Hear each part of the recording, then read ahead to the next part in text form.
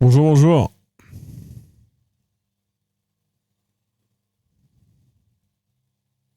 Attendez, je suis dans un article là sur l'amour est dans le pré, je suis captivé.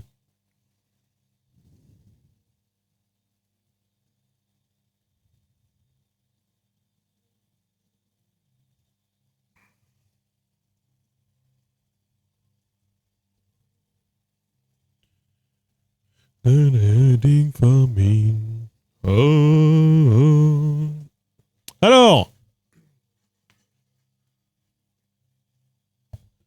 incroyable cette musique, quel banger de fou.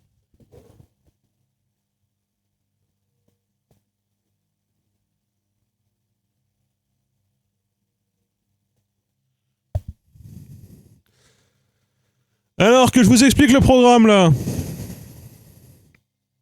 Je vous explique le programme. Ce soir, nous allons découvrir. Alors, il y a beaucoup de sujets, on va les choisir ensemble. Nous allons découvrir ceci. Alors, pas du tout, pas cet article sur Karine Le Marchand, attendez, que je me trompe pas. Ni Estelle Denis. Attendez, j'arrive. Euh...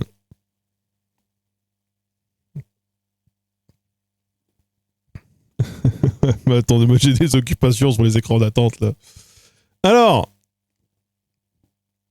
euh... tout simplement, je vais vous faire découvrir. Alors, on est sur Podcastic. Le média, là, c'est ça. Attendez. Non. Attendez, j'étais sur un autre truc avant. Ah, ça.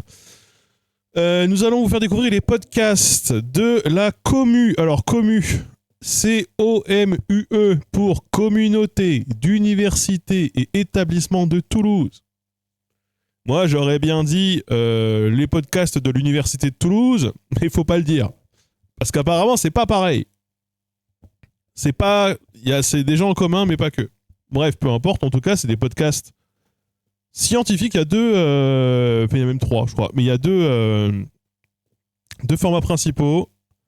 Sonar, voilà. Sonar et playlist de chercheurs, normalement. Playlist de chercheurs. Playlist de chercheurs, c'est des chercheurs qui, du coup, parlent des. En fait, en gros, choisissent des musiques et autour des musiques, autour des playlists, ils parlent de leur sujet. Voilà. Université de Toulouse, en fait, c'est Toulouse 3. Ça fait mauvais genre vis-à-vis des deux autres. Voilà, il paraît. Et donc, il y a pas mal de sujets différents. Il y a plusieurs formats différents et on va s'écouter ça. On peut choisir. Moi, moi, par exemple, les lymphocytes, ça m'intéresse. Voilà, je vous le dis. Lymphocytes, ça m'intéresse. L'IA, ça m'intéresse. Les micropolluants, ça risque d'être badant, mais ça m'intéresse aussi. Écouter les gouttes et tout, pourquoi pas. Il y a aussi le numérique au service des artistes, ça m'intéresse de fou. Les usines chimiques du futur, ça m'intéresse de fou. Se construire en dehors de la binarité, ça m'intéresse de fou. Les inégalités, bien sûr. Le cancer, ça m'intéresse de fou.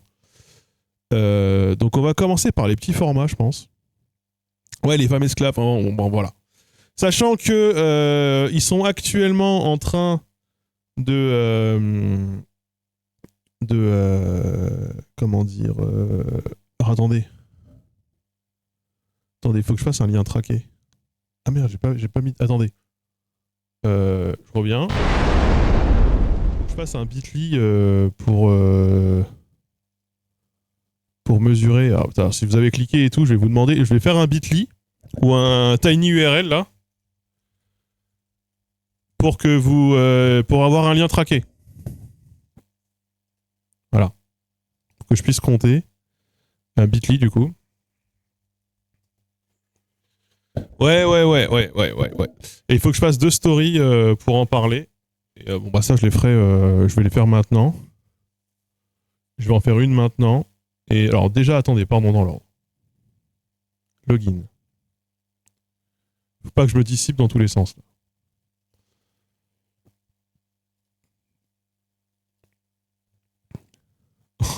Vous êtes entre les mains d'un professionnel de fou, ouais, de zinzin, ouais. Alors pourquoi Bitly ça marche pas? C'est bon, c'est connecté, login. Je crée, réduire un lien, URL de destination, commu, et je vais mettre linguistique AE. Créer un lien. Copier le lien. Du coup, il faut que je change Nightbot. Parce que Nightbot, maintenant, ne donne plus le bon lien. Et un clic, c'est un soutien, bien sûr. On vous le rappelle. Alors, je vous le rappelle alors qu'on n'a pas encore, on n'y est pas encore là. Mais... En plus, ça prendra moins de place. Voilà. Alors. Hop. Ça. Retirer ce message épinglé. Épingler ce message. Boum. On fait une story. On fait une story. Vous allez être là en direct. Voilà. Vous allez être là en direct. Comment on fait une story? Comme ça. Nous sommes avec le chat. Nous allons découvrir les podcasts de la communauté des établissements universitaires de Toulouse. Je crois que je ne me suis pas trompé dans le nom. Ces podcasts-là. Voilà, c'est maintenant. Et on vous fait un débrief après.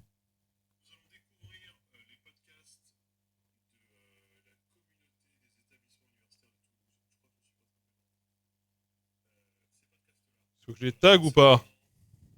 Je fais tellement jamais dopé sur Twitch, je sais pas du tout comment ça marche.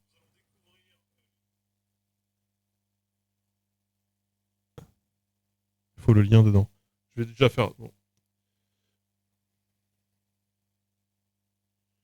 Un stream pour découvrir les podcasts de la. C'est leur nom, il est trop long. Hein. Communauté d'université et établissement de Toulouse. Le nom, il est long.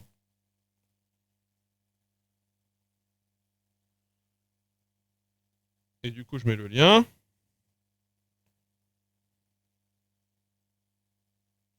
Comment on met un lien? Le mec est vieux. Lien. HTTPS. Normalement, en principe. Hein.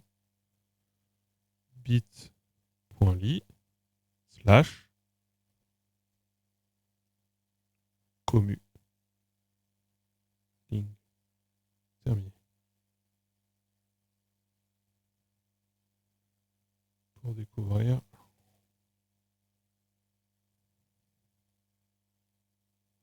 Mettre une flèche.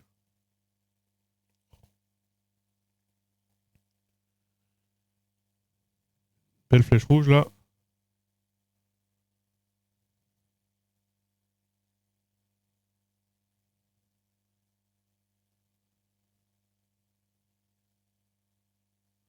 On peut commencer, c'est bon. Alors, balade scientifique, c'est quoi? Pour l'instant, il n'y a rien dans balade scientifique. Pour l'instant, c'est écrit blabla. Donc ça, je crois que c'est en cours de développement, mais il n'y a rien pour l'instant. Il n'y a rien, il n'y a rien. Vous voulez qu'on commence par quoi? Alors non, on va pas faire Estelle Denis, désolé. Pas que je n'aime pas Estelle Denis, hein, mais... En vrai, si, j'aime pas Estelle Denis. Ça n'a rien à voir avec ce dont on parle maintenant. J'ai bien envie de commencer par les lymphocytes, en vrai. Pas que tu mettre collaboration commerciale sur l'écran de ton stream actuel, c'est une obligation. Je l'ai mis dans le titre. Après, je peux le rajouter. Hein.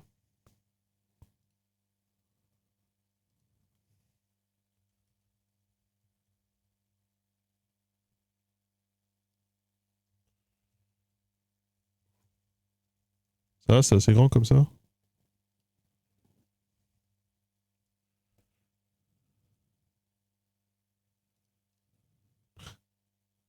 Juste écrit collaboration gigantesque.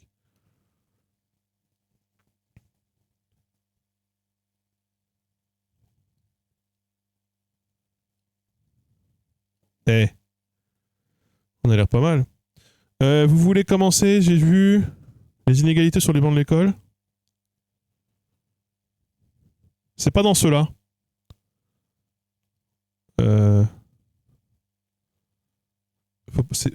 Écoutez, on va commencer par les lymphocytes et au pire on changera. Il dure 16 minutes quand même. À moins que vous... En vrai, non, si vous voulez commencer par ça, on peut commencer par ça. Il n'y avait pas de lien. Si, il y en a deux tout à fait, mais maintenant j'ai regroupé sur le hub de lien d'avant. Il y a un hub de lien. On peut commencer. Le numérique, c'est le premier épisode qu'ils aient fait. Les inégalités. En vrai, les inégalités, ça m'intéresse de fou. En plus, c'est vraiment en lien avec la prochaine vidéo. On va faire les inégalités. Voilà, je l'ai vu, ça popait 2 fois.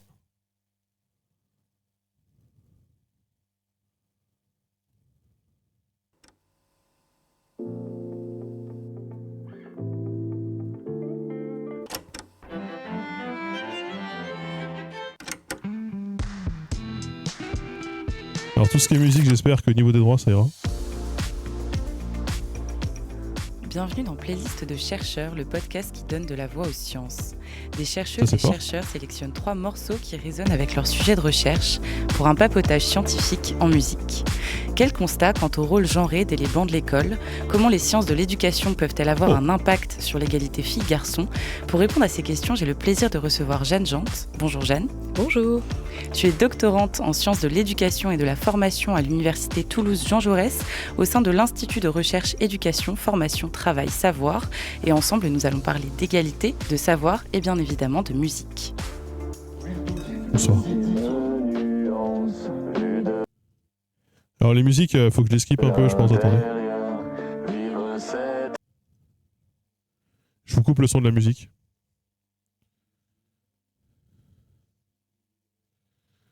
Parce que les droits, je sais pas trop.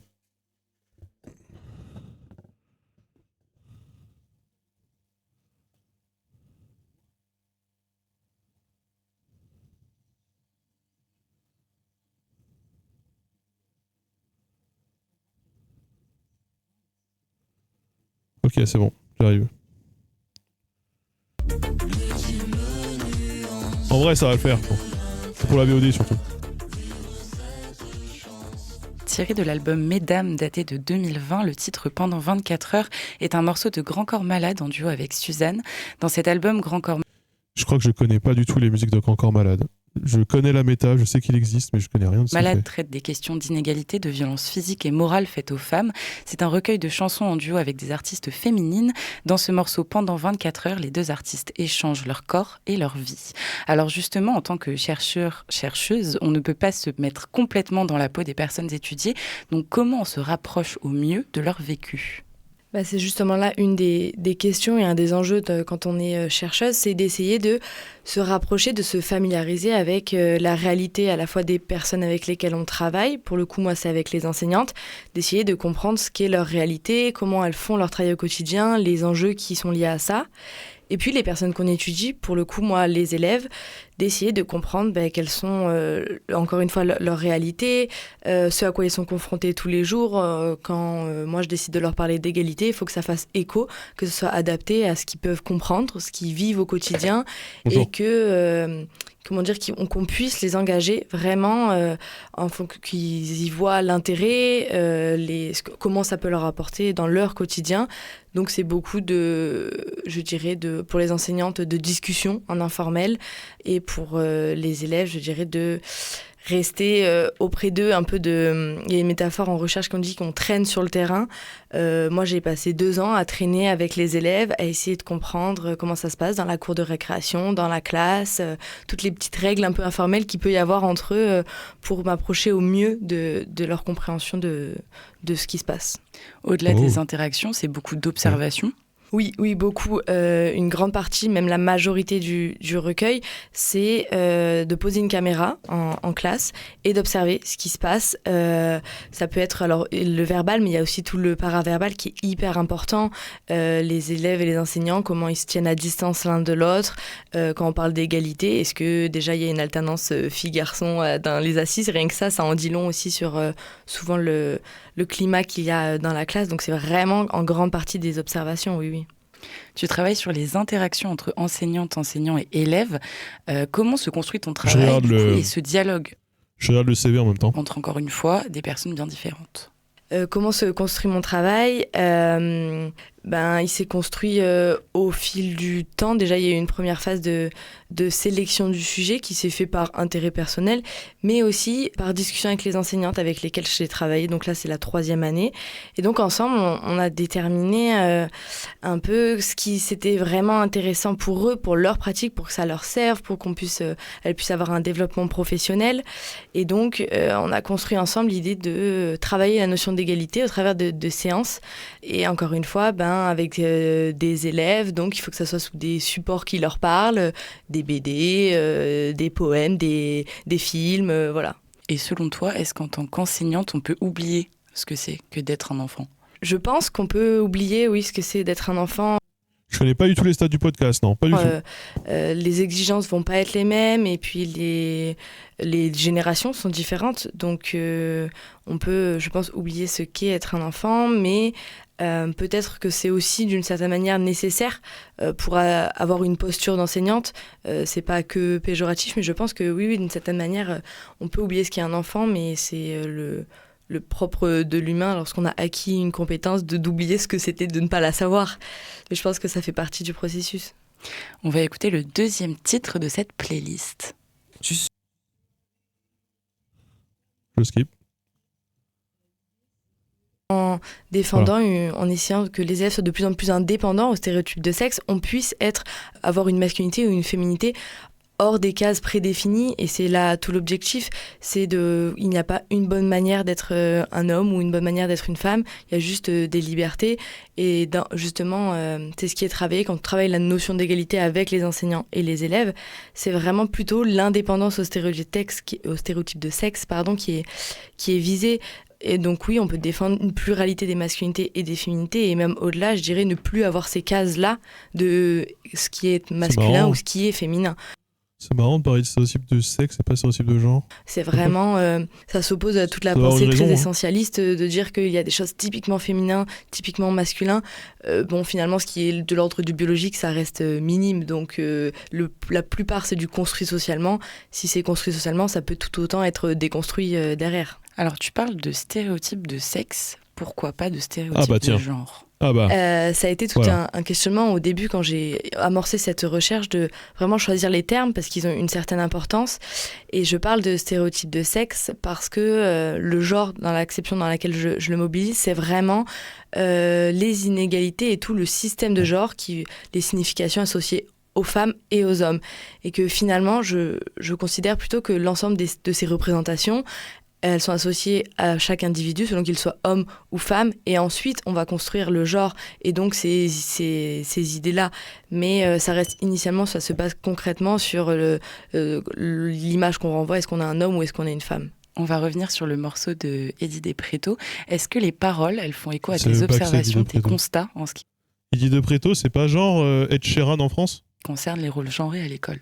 Oui, d'une certaine manière, et c'est aussi pour ça que j'ai choisi ce morceau, c'est que cette année, notamment avec des enseignantes d'anglais, elles ont fait une séance à propos du masculinisme en classe, et j'ai été très étonnée et à la fois questionnée par le fait que certains garçons, notamment, étaient plutôt en accord avec ces idéaux-là, et notamment la survirilisation, l'hyperviolence, le côté aucune émotion chez les hommes.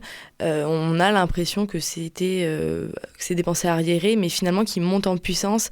Ça a été notamment appuyé par les rapports du Haut Conseil à l'égalité là, de 2024 et 2025, où en fait toutes ces idéologies masculinistes montent en puissance, notamment auprès des jeunes par le biais de réseaux sociaux ou autres. Mais du coup, oui, ça fait totalement écho, et c'est d'autant plus important, je pense, de se saisir de ces problématiques-là à l'heure actuelle avant qu'elles prennent trop d'ampleur, parce que les idéologies masculinistes sont dangereuses à la fois pour les hommes et pour les femmes. Donc c'est d'autant d'utilité générale, je dirais, de s'en saisir. Et alors, comment espères-tu que ton travail participe à l'évolution de ces enjeux ? J'espère à différentes échelles. Je dirais premièrement au niveau des enseignants avec qui on collabore, avec qui on co-construit les séances. J'espère que ça pourrait contribuer à leur développement professionnel, à un plus grand panel de compétences, à être plus à l'aise sur ces thématiques-là, parce que mine de rien, il faut souligner le courage de ces enseignants et majoritairement ces enseignantes pour aborder ça. C'est des questions qui ne sont pas simples.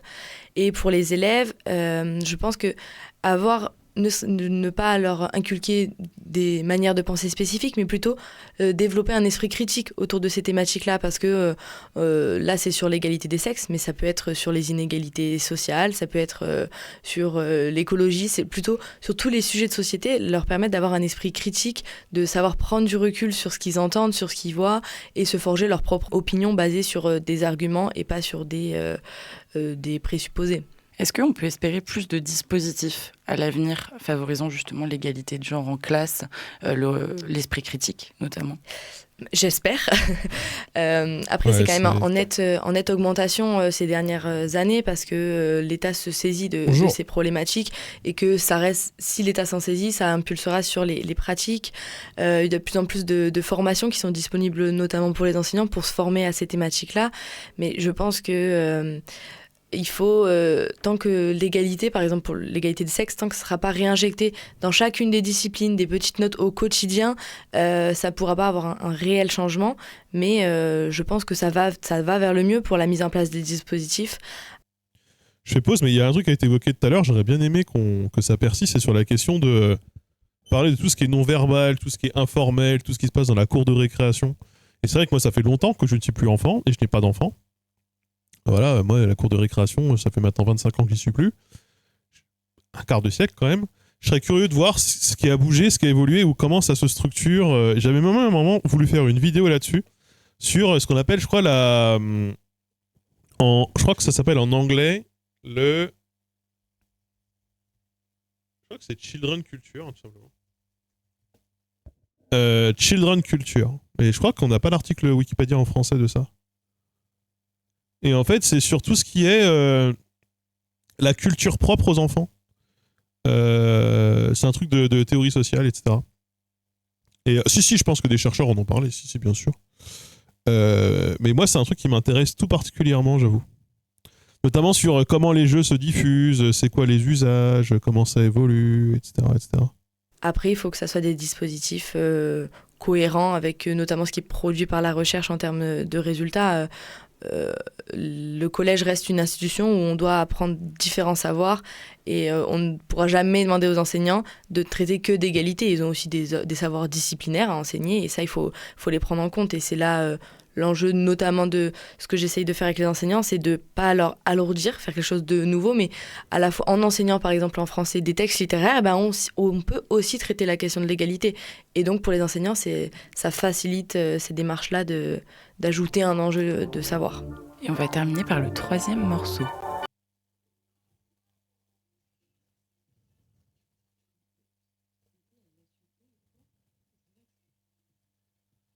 On arrive.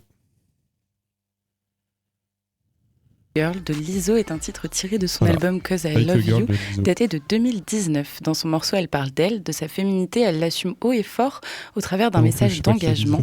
Et dans un sens, son morceau peut aussi traduire l'évolution des inégalités de genre, des rôles genrés. Alors à titre personnel, tu as ressenti la différence entre filles et garçons pendant ton parcours scolaire, et est-ce que tu as des anecdotes ? Je ne sais pas si j'ai ressenti sur l'ensemble de mon parcours les différences entre filles et garçons. Je pense que quand on est plus jeune, en tout cas moi personnellement, j'avais pas cette conscience-là, je voyais pas forcément les différences. Ça s'est plutôt éveillé en grandissant, de plus en plus lycée et surtout les premières années d'études supérieures. J'ai une anecdote, par exemple, quand j'étais en première année à l'université, on était une promo donc majoritairement féminine. Les sciences d'éducation et de formation, c'est quand même beaucoup de femmes qui sont ici. Et un enseignant masculin voulait faire un cours sur lequel il avait besoin d'un tableau Velleda, et il était sur une petite estrade. Donc il a demandé à ce qu'on l'aide à porter ce tableau-là. Il a demandé si des garçons pouvaient porter ce tableau-là. Sauf que du coup, il a commencé à avoir des rires dans l'amphithéâtre en disant il n'y a pas beaucoup de garçons. Une fille s'est levée pour essayer de l'aider. Il a refusé. Il a fait rasseoir la fille en disant non, mais tu vas pas y arriver.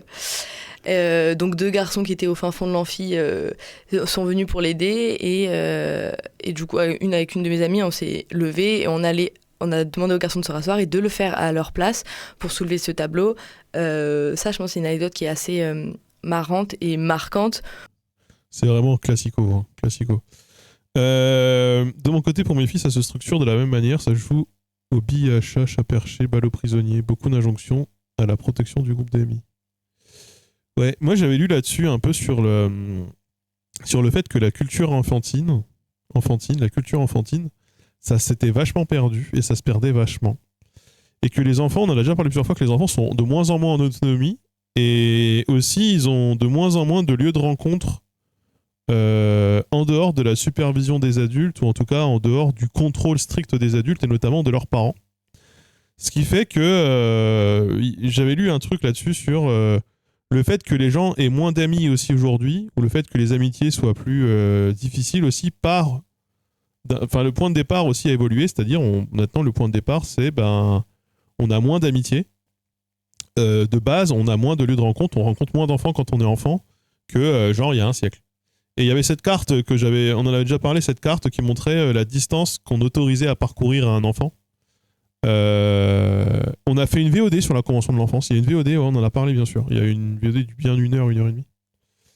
Et la Convention de l'enfance, on n'en a pas parlé directement, mais en tout cas, elle a mis des pistes qu'il faut plus d'autonomie de l'enfance, etc., plus de lieux, etc. Mais donc, ouais, il y a ce truc sur la culture de l'enfance, sur la culture propre aux enfants, on est de plus en plus...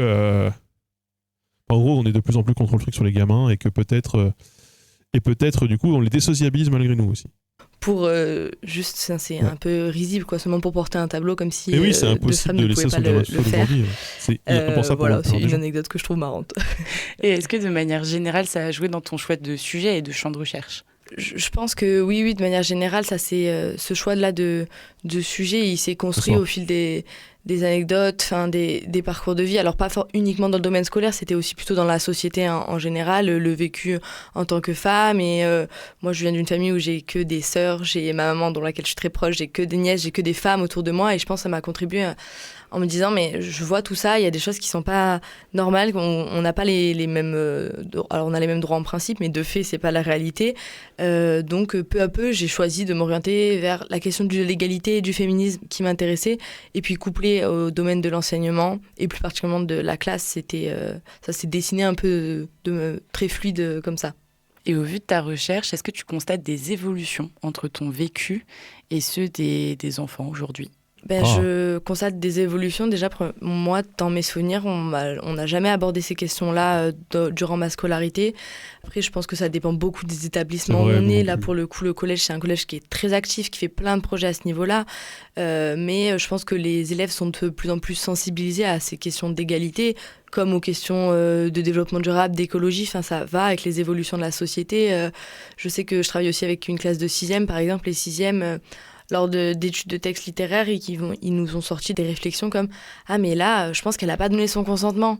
C'est des choses où moi, à 10, 11 ans, j'avais pas du tout cette réflexion-là, et je pense qu'on n'avait jamais abordé cette question-là. Donc je pense que ça évolue plutôt dans le bon sens, mais qu'il y a encore beaucoup de choses à faire à ce niveau-là. Eh bien, c'est la fin de cet épisode. Je pense que c'est sûrement extrêmement multifactoriel. Alors il est un peu frustrant pour moi cet épisode, parce qu'à la fois il est intéressant, mais donc du coup j'aurais aimé en apprendre un peu plus, avoir un peu plus d'infos.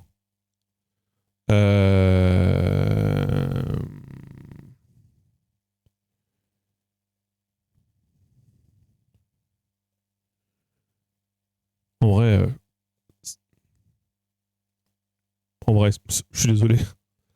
On va aller sur un sujet où, a priori, on va tous apprendre quelque chose. Là. Il y a des chances. Je passe pour un père irresponsable parce que je laisse mes filles aller chercher le pain. Putain, moi j'allais acheter des clopes pour mes parents quand j'avais 6 ans. On est en train de s'américaniser là-dessus en fait, hein, je pense aussi. Hein.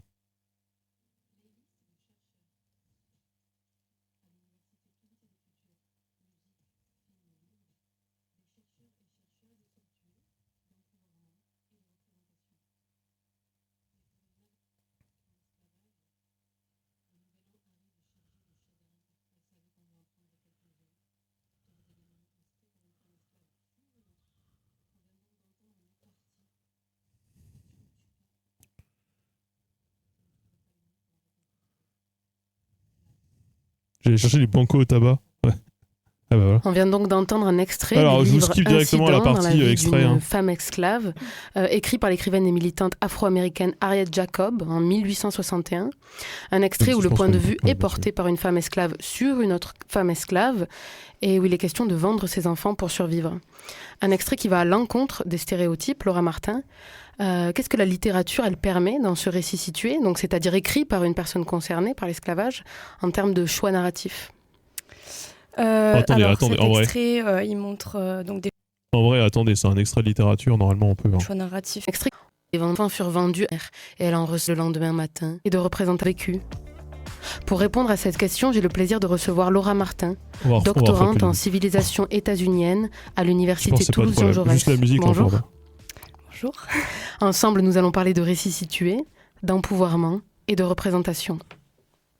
Mais pour une mère en esclavage, le nouvel an arrive chargé de chagrins particuliers.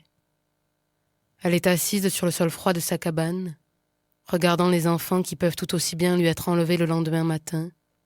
Et souvent, elle souhaite sa mort et la leur avant l'aube. Sans doute est-elle une ignorante créature dégradée par le système qui l'a brutalisée depuis l'enfance. Cependant, elle a l'instinct d'une mère et elle en ressent la terrible agonie. Lors d'une vente, j'ai vu une mère conduire 7 enfants aux enchères. Elle savait qu'on lui en prendrait quelques-uns. Ils les lui ont tous pris. Les enfants furent vendus à un marchand d'esclaves et la mère fut achetée par un homme de sa ville. Avant la nuit, tous ses enfants étaient loin. Elle supplia le marchand de lui dire où il les amenait. Il refusa. Comment le pouvait-il quand il savait qu'il les vendrait un à un, là où l'offre serait la plus élevée? J'ai rencontré cette mère dans la rue, et son visage hagard hante mon esprit jusqu'à ce jour. Elle se tordait les mains en s'exclamant « Partis. Ils sont tous partis.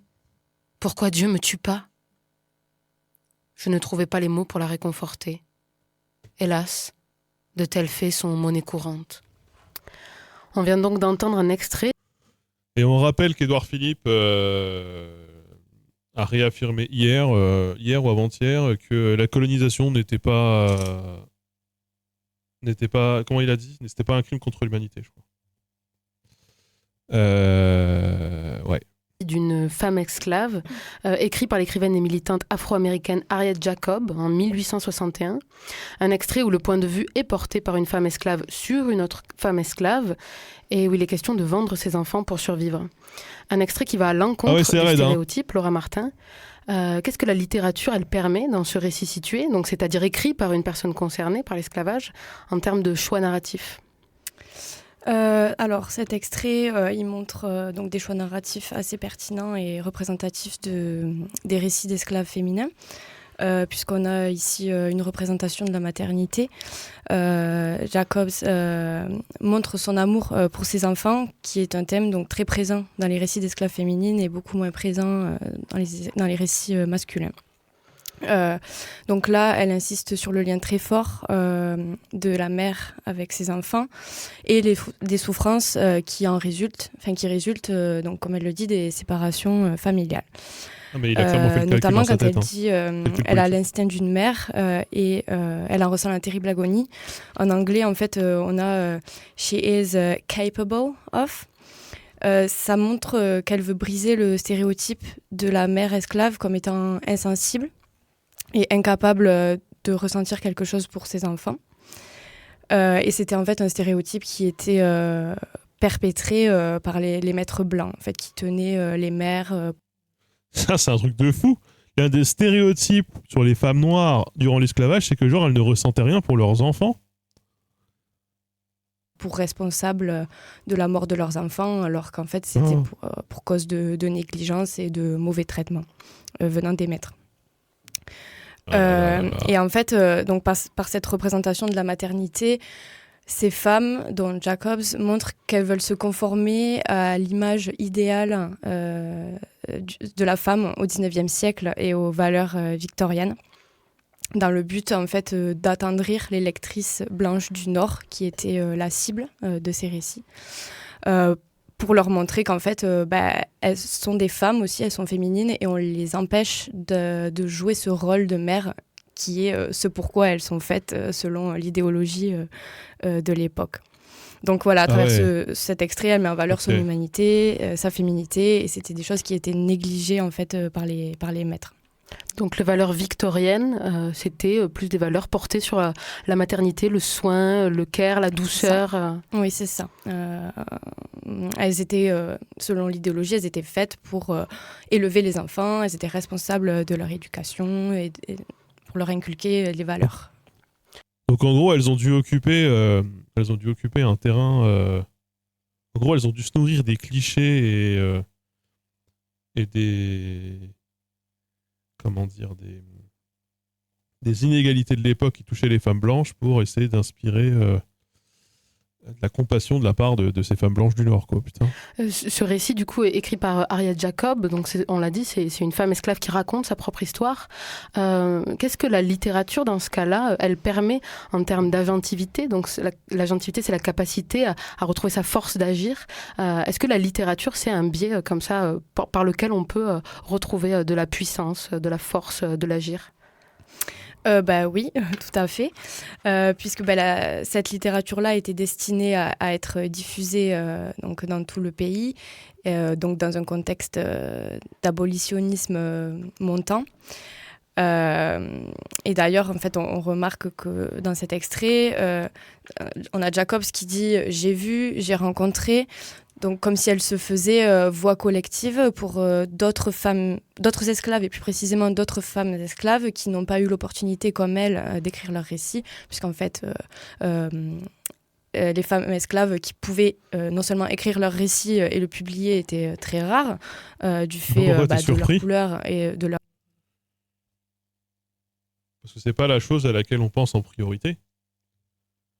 C'est évidemment que si jamais tu rentres dans le détail, dès l'instant que tu veux valider un système de ségrégation, d'esclavage, d'exclusion sociale ou culturelle, l'un des meilleurs moyens de le faire, c'est de considérer que l'autre n'est pas un être humain. Sortir de l'humanité les personnes que tu rabaisses et que tu mets sous tutelle. C'est le fondement même du racisme aussi. Donc en cela, je suis pas super... mais en même temps, quand on écoute ça aujourd'hui, dire que les maîtres blancs véhiculaient le stéréotype que les femmes noires en fait s'en foutaient de leurs enfants pour en fait eux en faire le commerce, c'est quelque chose d'extrêmement cynique, mais en fait c'est quelque chose qu'on va retrouver... Enfin, là je fais un parallèle un peu cavalier, beaucoup se plaisent à dire que par exemple les enfants ne ressentent pas la douleur, donc comme ça on n'a pas besoin de les traiter contre la douleur, ou même que les animaux ne craignent ni le manque ni la douleur, ni ne ressentent même pas d'émotion, et donc on peut les maltraiter par exemple. Ça évidemment ça c'est des logiques qui permettent de valider son propre comportement, leur genre. Donc en fait ici elle joue dans son récit elle joue un rôle de porte-parole pour transmettre donc l'histoire de ses semblables. C'est une forme de résistance puisque l'idée est de préserver la mémoire de ses semblables, leur rendre aussi une certaine justice, donc en couchant sur le papier leur histoire, et également leur redonner une voix alors qu'elles l'avaient perdue. J'imagine un récit qui vient faire contrepoint aussi avec des archives qui doivent être majoritairement blanches, institutionnelles, coloniales, et qui racontent généralement la femme esclave, mais pas de son point de vue, du coup du point de vue blanc et colonial. Donc j'imagine que ce récit-là, il est minoritaire, celui d'Harriet Jacob. Oui, tout à fait. Il est très minoritaire parce que les femmes les femmes esclaves, je veux dire, n'avaient pas accès du tout à l'éducation, en fait, encore moins que les hommes esclaves. Donc, comme je l'ai dit, elles avaient encore moins l'opportunité de publier leurs récits. On a des exemples de femmes esclaves, donc certes qui n'étaient pas lettrées, enfin qui ne savaient pas écrire, mais qui les ont dictés leurs récits. Donc on a quelques exemples qui ont réussi à le publier aussi, mais c'est pas du tout la majorité. On a beaucoup moins de récits féminins que de récits masculins. I went to Master Shaw's plantation. Alors ça, les droits, on les a pas. Dans les récits d'esclaves féminines du 19e siècle, 12 ans d'esclavage, réalisé par Steve McQueen en 2013, est une adaptation à l'école. Ce film, 12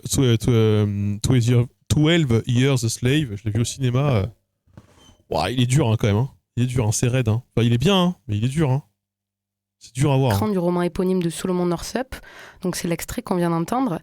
On y rencontre notamment dans ce film Patsy, donc une jeune femme esclave qui se démarque par sa force physique, qui dans l'extrait tient tête à son maître, le propriétaire de la plantation où elle est faite esclave. Donc on l'entend, hein, elle hausse le ton, elle est allée chercher un savon, il lui demande où elle était partie et elle met en avant le fait qu'elle ramasse, elle ramasse plus dans la plantation que les hommes. Donc elle met en avant sa force physique, elle lui tient tête verbalement.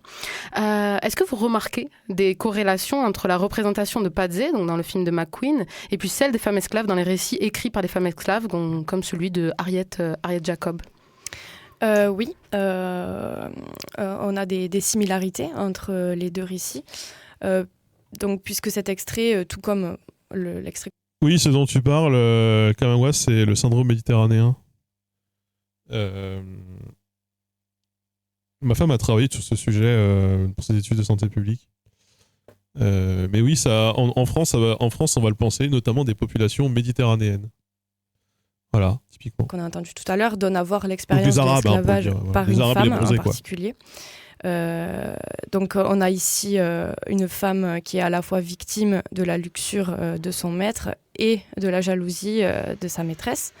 C'est quelque chose qu'on retrouve aussi chez Jacobs, hein, qui est victime aussi des deux, mais contrairement à Patsy, réussit à résister en fait aux avances de son maître. Donc on peut voir à travers cet extrait les conditions de vie d'une esclave, mais ici en fait être la concubine du maître ne lui confère pas du tout les avantages économiques dont certaines ont pu bénéficier. Je pense par exemple à Louisa Piquet aussi, qui est un autre récit féminin. Puisqu'en fait, comme vous l'avez dit, elle ne peut vraisemblablement pas se laver correctement. Mais donc cet extrait donne à voir une forme de résistance quand même chez Patsy. Le syndrome méditerranéen, c'est considéré que... je vais te le dire avec une meilleure définition. Syndrome méditerranéen, c'est le stéréotype médical raciste selon lequel les personnages d'origine africaine, noire ou racisés exagèrent les symptômes de douleur. Voilà. Ce qui fait que souvent, du coup, ils sont pris en charge de manière inadaptée, mais il y a des récits très graves. Hein. Ma femme me parlait d'une femme qui est morte en couche parce qu'elle était en train de faire une hémorragie et personne ne l'a jugé, n'a jugé que c'était sérieux. Et de manière générale, d'ailleurs, sur des personnes qui peuvent aussi, alors ça, on va rentrer dans autre chose, sur des personnes qui peuvent être porteuses d'un accent considéré comme un accent inférieur, un accent issu de l'immigration. Et alors, c'est toujours la question de savoir à quel moment ça s'exprime ou pas. Il y a le cas récemment de la meuf là qui avait appelé aux urgences à Strasbourg, qui était, je crois, une meuf racisée pour dire qu'elle avait mal au ventre, qu'elle n'avait pas, etc. Et la meuf, en fait, avait fait une overdose de paracétamol, ce qui est une urgence vitale absolue, puisque du coup, c'est une insuffisance hépatique aiguë. Et elle est décédée chez elle, par exemple. Il y a ce genre de choses. Faut savoir que ce syndrome, il est pas récent. Dans le sens où, dans tout temps, on a considéré que les populations immigrées et défavorisées étaient dans ce cas de figure-là. C'est-à-dire que c'est un cliché qu'on a pu avoir en France sur les Espagnols ou les Italiens, à l'époque où le racisme il était dirigé contre les Espagnols et les Italiens. Donc, voilà. En Allemagne, même dans les années 50, on parlait du syndrome polonais. On considérait que c'était les Polonais qui exagéraient leur douleur, par exemple. Donc, en fait, globalement, c'est un stéréotype raciste. Donc, méditerranéen en France, parce qu'aujourd'hui, ça porte essentiellement sur des populations immigrées d'Afrique du Nord en France. Voilà. Mais ça va être au Royaume-Uni, ça va concerner par exemple les Indiens, les Pakistanais. En Allemagne, ça va concerner les Turcs.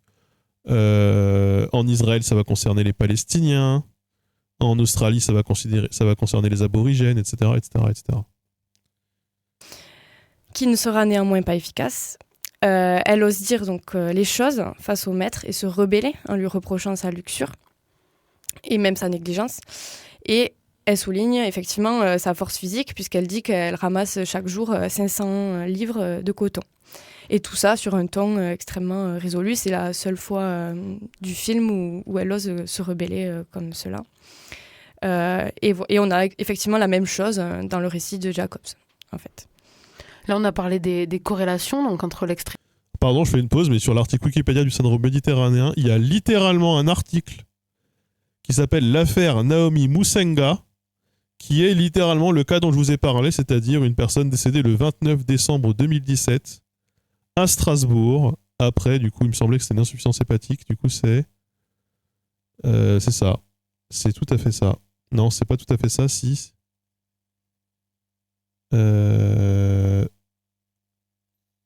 Elle est morte d'un infarctus mésentérique, mais globalement, c'est lié à une intoxication au paracétamol. Elle avait appelé SOS médecin et la meuf lui avait dit, en gros, oui, bah c'est bien, tout le monde. La meuf, elle lui a dit, j'ai l'impression que je vais mourir, et la meuf lui a dit, oui, bah c'est bien, on va tous mourir un jour. Elle lui a répondu ça. Et elle est morte quelques heures plus tard, quoi. Terrible, hein. Du film, l'extrait du livre. Est-ce que par contre on voit des différences de traitement dans la représentation de la femme esclave, et notamment est-ce qu'avec le film de McQueen, donc on est des années plus tard et puis on est aussi sur un réalisateur homme, est-ce que on peut parler de male gaze, c'est-à-dire que là on pose un regard masculin sur la femme esclave, sur le corps de la femme esclave, et ce regard-là il diffère de quand la femme esclave pose un regard sur une de ses pères, une de ses sœurs. Alors oui, tout à fait, puisque la majorité du récit donc de NoFap, qui est repris par ce film, il donne à voir en fait essentiellement une victimisation de la femme esclave. J'ai eu beaucoup de mal à trouver des représentations positives de la femme esclave dans ce film, et même du coup dans le récit. Oui, on peut parler de male gaze, puisqu'en fait, la représentation de la résistance dans cet extrait est peu efficace, et en fait, elle ne donnera pas lieu à des retombées positives du tout, puisque va s'en suivre une scène de flagellation insoutenable, et même empreinte de sadisme de la part du maître, puisqu'en fait, on a une insistance sur la nudité de Patsy et sur l'excitation du maître dans le récit, qui résulte donc de la flagellation. Voilà, je pense que cet angle de vue provient, oui, d'un male gaze. On a les sadiques, ils doivent kiffer l'esclavagisme, ça c'est sûr. La même chose aussi dans le récit de Frederick Douglass. Donc c'est quelque chose qu'on retrouve essentiellement dans les récits masculins. Merci pour le type de 50 €. Je sais que la dernière fois, tu m'as envoyé un message pour m'expliquer comment on prononçait ton nom. Je crois que c'est genre Cersei. Mais je me souviens plus, mais je l'ai vu le message. Du coup, attendez, je me connecte sur Tipeee pour remercier la personne de manière digne.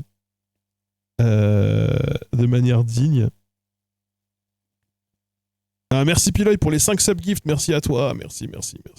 Très gentil à toi de. Alors qu'on sait qu'en ce moment, t'es pas non plus dans la luxure en ce moment. Merci quand même. Merci. Voilà, merci à toi. Putain, c'est où? T'es où? Ah non, mais j'ai pas dit. Attends.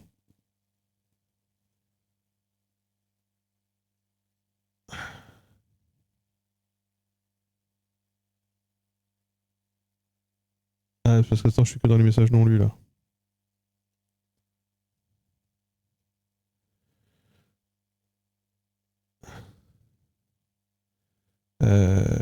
Alors attends, j'arrive. Je vais retrouver le message. Je vais le retrouver. C'est pas très clair. Ça se dit Sersha. Merci Sersha. Ça veut dire liberté. Merci à toi. Au contraire, dans les récits féminins, il y a des scènes de torture et de flagellation, mais elles sont plus rares et moins détaillées, moins empreintes comme ça de sadisme. Et elles sont pas du tout au centre du récit, c'est pas ce qu'on retient des récits féminins. Alors que là, dans le Ça, c'est intéressant, ça. récit de Northup, quand je l'ai lu, c'est vraiment cette scène qui m'est restée à l'esprit pendant longtemps. Ça doit participer un peu à la fétichisation des femmes, genre de trucs, etc. Genre dans les récits féminins d'esclaves, visiblement, l'humiliation, le sadisme et la nudité, c'est bien avant, quoi. Dans cet extrait, finalement, on a une chanteuse qui se met dans la peau de Harriet Tubman, qui met en voix en fait sa détermination et ses sentiments dans les paroles. Encore une fois, ça fait un écho au récit de Jacobs, puisqu'elle dit Take my people with me. Donc ça fait écho à l'idée de la femme esclave comme une voix collective, d'un témoin pour ses semblables à travers son récit. Et elle insiste aussi sur la communauté et le lien d'amitié et même de sororité, si je peux dire, fort entre les esclaves, quand elle dit together, et surtout entre les femmes esclaves. Et en fait, même si c'est fictionnel et pour le film, c'est comme si la chanson était une façon pour l'esclave. N'hésitez pas à cliquer sur le lien, bien sûr. Hein, le lien est traqué. Sa force. On a d'ailleurs des exemples de vraies chansons écrites par des femmes. Et ça contribue donc une fois de plus à donner de nouvelles perspectives sur l'esclavage du point de vue des femmes. D'ailleurs, je ne sais pas tagué. Et ce sont des thèmes que j'aborderai notamment dans ma thèse, puisque j'étudie en fait la représentation des émotions des femmes esclaves, donc d'une part dans les récits d'esclaves féminins, mais aussi dans les récits produits par d'autres acteurs de la période pour faire une sorte de contrepoint, donc les esclaves masculins, les journaux de planteurs et de leurs épouses aussi, des maîtresses. Et des récits de voyage, notamment. Et justement, il s'agira de voir comment, selon le point de vue, le traitement de l'émotion diffère. Voilà, en fait, il s'agira de comparer comment les auteurs représentent les émotions de la femme esclave. J'ai déjà commencé du coup à travailler dessus et en fait, déjà ce qui se dessine, c'est que les femmes esclaves sont beaucoup plus éloquentes sur leurs émotions. On a une palette d'émotions beaucoup plus variée chez les femmes esclaves. Quand elle le raconte, plutôt que chez les maîtres, par exemple, qui n'en parlent quasiment pas. Merci Laura Martin, vous êtes doctorante en civilisation. Moi, j'ai un peu envie de tenter un sonar, là. On va y revenir à ça plus tard, mais du coup, je suis un peu curieux d'écouter sonar, du coup. Alors, les lymphocytes, je suis désolé, mais j'avais un peu envie d'écouter les lymphocytes. Ah, vas-y, Lia. Sonar. Exploration scientifique et sonore. Comment je monte le son ? Que celui ou celle qui, sur Internet, n'a pas cliqué sur l'image de la mosaïque contenant un chat, un feu tricolore ou un passage piéton, nous jette la première pierre. Que vous le souhaitiez ou non, vous avez donc sans doute déjà entraîné des intelligences artificielles. Rassurez-vous, il s'agissait bien, au départ, d'éviter les spams et de prouver que vous n'étiez pas un robot. Ah oui, c'est ça. Mais les géants du web, Amazon, Google, y ont aussi vu un moyen d'entraîner l'air de rien leurs intelligences artificielles, leurs IA comme on dit. Car en indiquant qu'ici il y a un chat et que là il n'y en a pas, vous avez contribué à étiqueter des images, à leur attribuer des mots-clés. Avec le temps, et surtout avec la masse considérable des images ainsi étiquetées et collectées, les intelligences artificielles ont appris à distinguer un chat, un passage piéton, un feu tricolore, à tel point que ces systèmes de sécurité sont aujourd'hui en partie obsolètes. Ah oui. Attends, je comprends bien. Les trucs qu'on nous fait faire pour vérifier qu'on n'est pas des robots, c'est fait pour entraîner des robots. En bon système automatique, les IA vont beaucoup plus vite que vous et moi pour donner leurs réponses. Mais qu'en est-il du son ?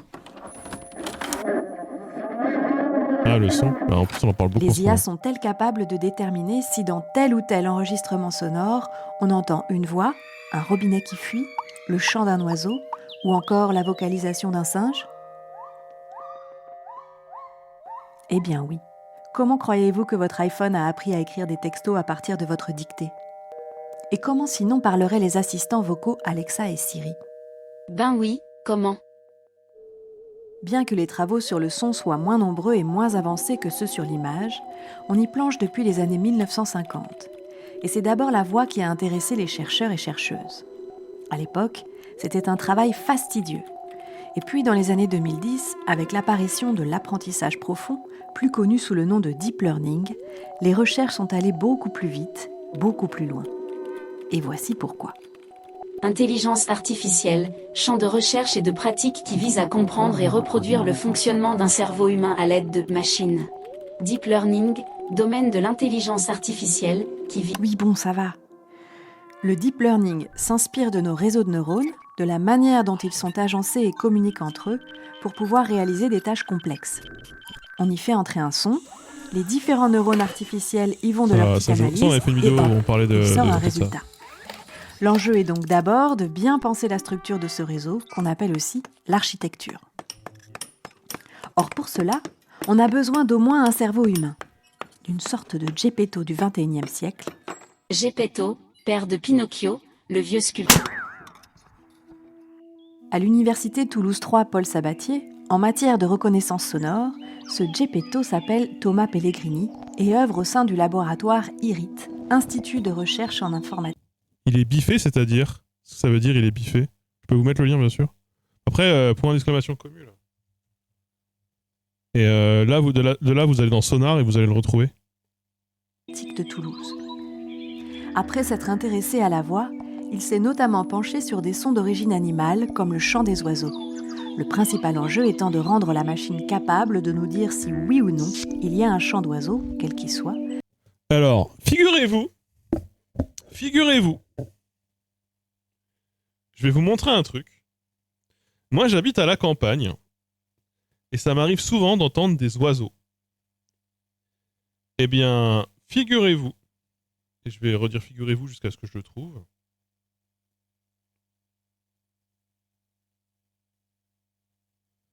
Figurez-vous,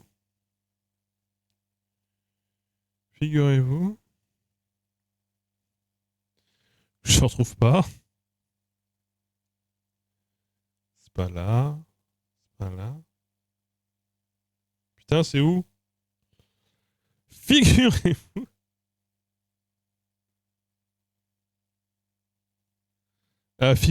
Soyez figurés, hein. Soyez vraiment très figurés.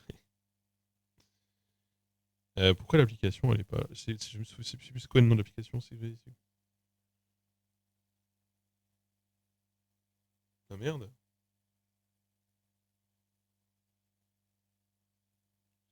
Peut-être que je l'ai désinstallé. Mais j'avais une application pour détecter les chants des oiseaux.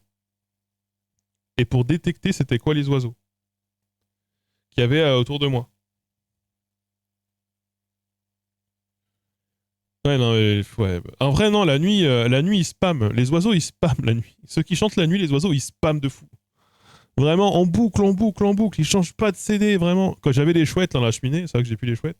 C'était entre 22h30, 23 et 4h du matin. Ça gueulait. Dans un enregistrement donné. Pour commencer, notre chercheur va donc construire son réseau de neurones, son cerveau artificiel, quoi. Ensuite, va débuter la phase dite d'apprentissage. Car pour l'instant, notre IA ignore tout sur tout et serait bien incapable de distinguer le chant d'un oiseau d'un robinet qui fume. Il va donc s'agir de le lui apprendre, en l'entraînant à reconnaître les sons. Et pour ce faire, Thomas Pellegrini utilise un ensemble d'enregistrements sonores qu'on appelle un jeu de données. Dans ce cas précis, il s'agit d'une série de chants d'oiseaux, isolés ou pas en forêt tropicale, en centre urbain, mais également d'enregistrements où il n'y a pas de chant d'oiseaux.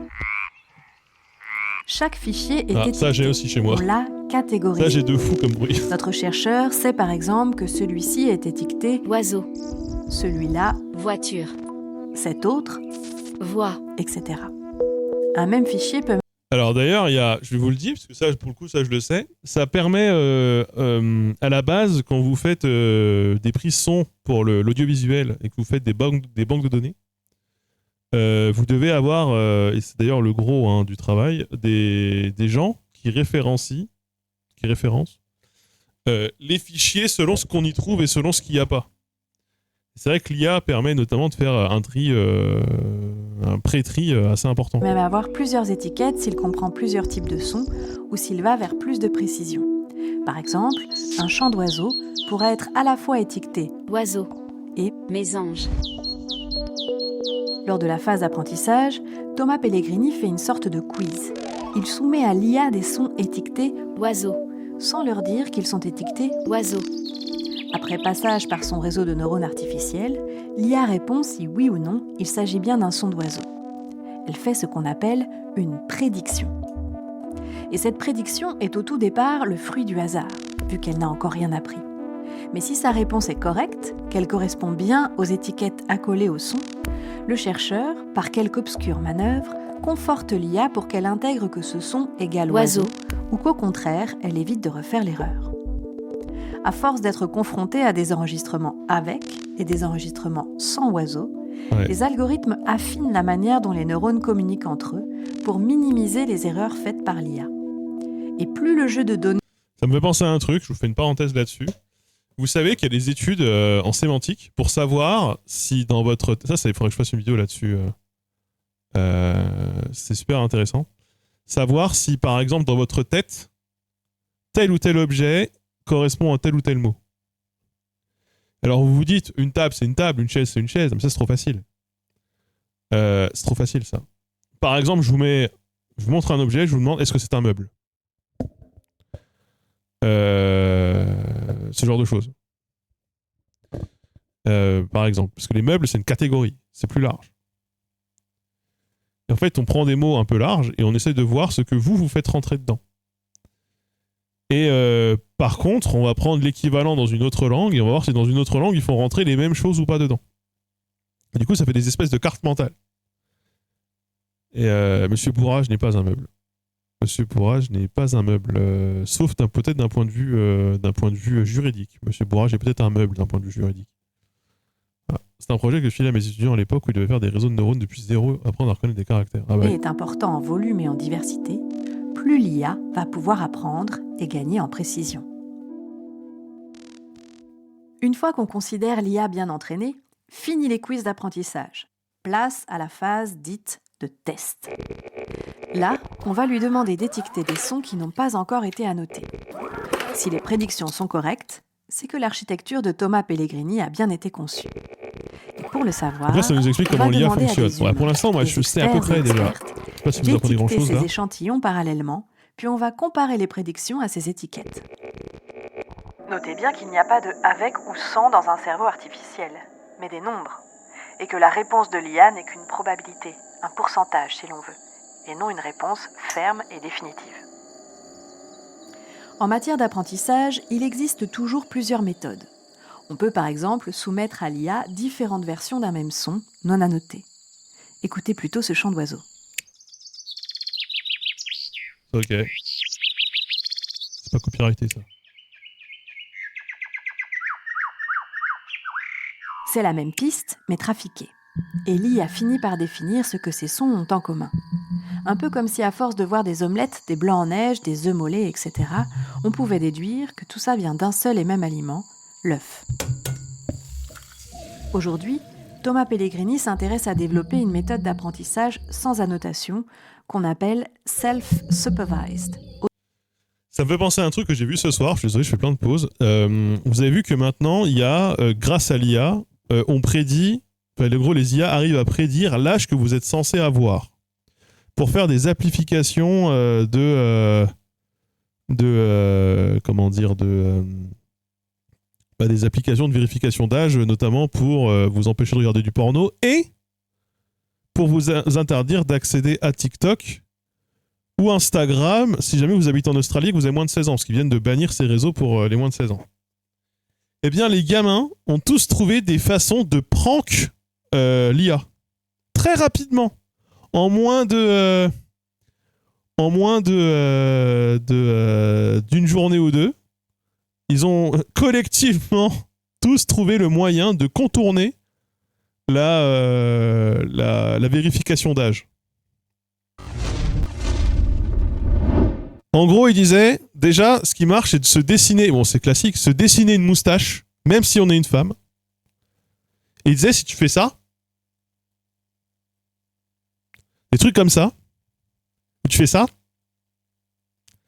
t'es détecté comme un visage plus vieux, probablement plus ridé, et donc plus vieux que ton vrai âge. Ce qui, du coup, te fait rentrer dans la catégorie majeure. C'est intéressant. Auto-supervisé en français.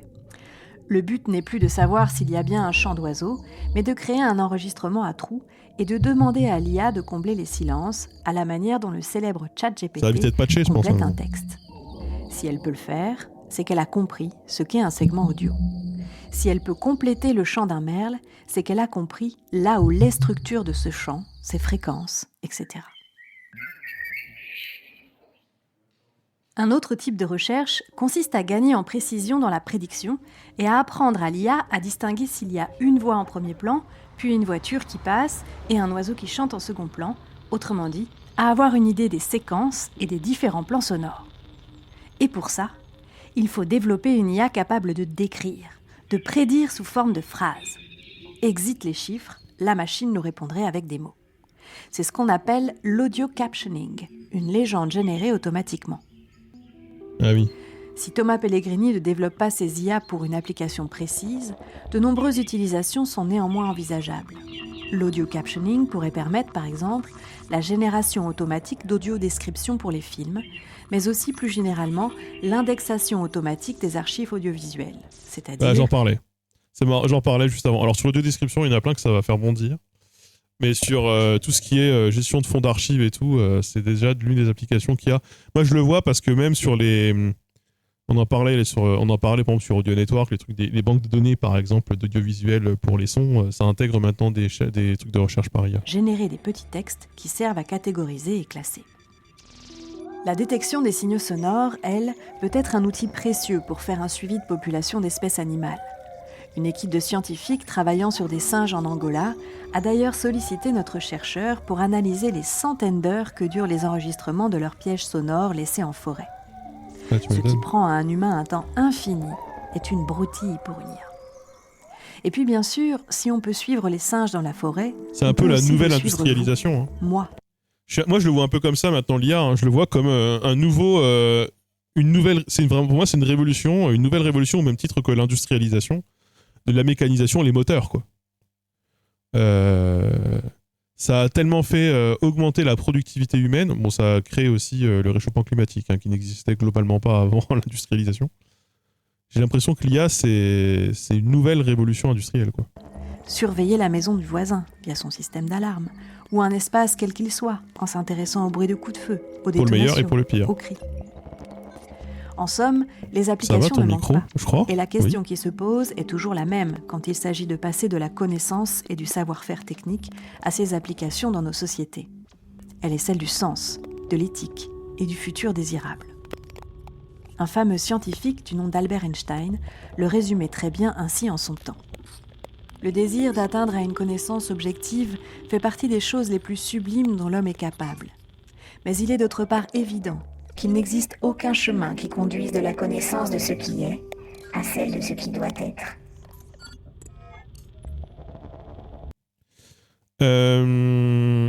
Alors, ça, c'est un format très intéressant, mais je pense...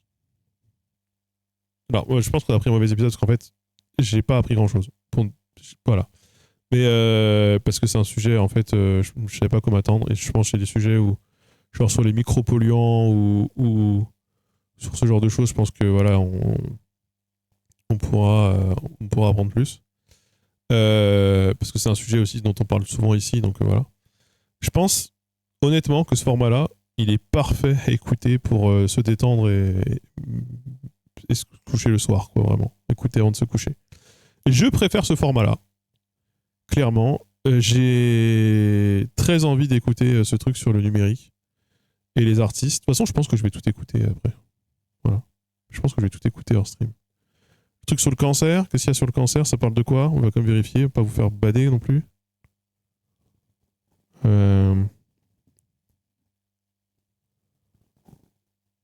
Du coup, les sciences infirmières, je ne connaissais pas.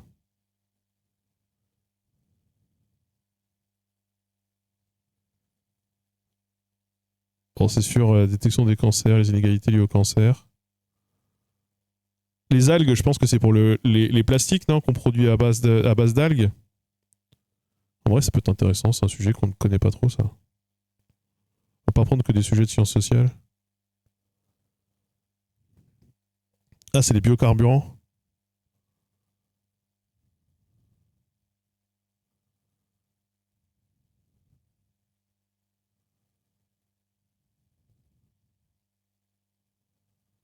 Allez, allez-y.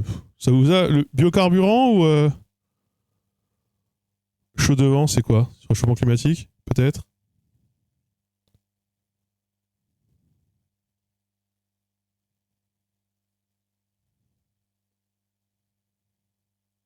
Ouais. Putain, c'est un sujet dont je parle tout le temps. Il serait bientôt possible de faire du vin à Saint-Malo, moi qui ai commandé des agrumes à planter en pleine terre.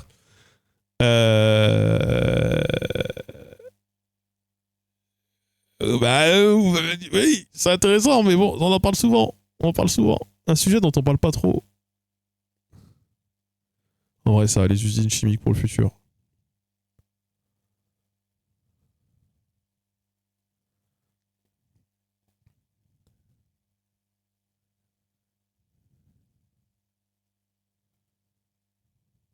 Oh, vas-y. En vrai, il me hype, celui-là. Celui-là, il me hype. Je ne pourrais pas vous dire pourquoi ça me hype les usines chimiques du futur. J'ai vu des ordres, chimie moléculaire, machin. C'est des sujets, je comprends pas trop. Je suis pas très bon. Ça m'intéresse.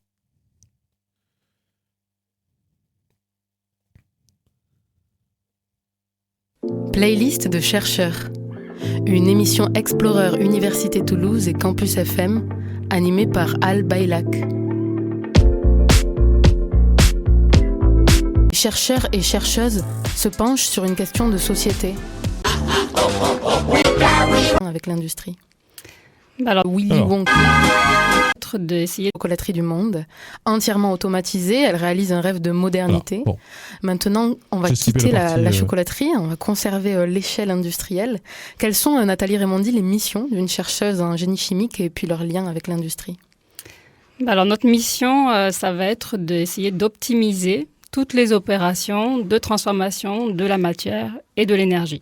Donc vraiment, le génie chimique, il va intervenir partout pour produire tout ce qui va faire beaucoup d'éléments du quotidien. Ça peut être la potabilisation de l'eau, ça peut être la production de médicaments, ça peut être la production de lessive, etc. Et donc... Rien à voir, mais j'ai entendu une meuf qui disait que le meilleur moyen de se défendre contre un requin, c'est d'avoir de la lessive sur soi et d'ouvrir un ballot de lessive face au requin. Personne se trimballe avec des ballots de lessive à ouvrir dans la poche. Voilà. Mon métier en particulier, ça va être de travailler sur les équipements qui vont permettre de faire ces productions de la meilleure façon possible. Donc, ce à quoi on va s'intéresser en particulier, ça va être les interactions entre les équipements et les produits qui vont être à l'intérieur. Comment ça se passe pour qu'on puisse faire au mieux, en fait, tout ce que le chimiste va nous demander de faire.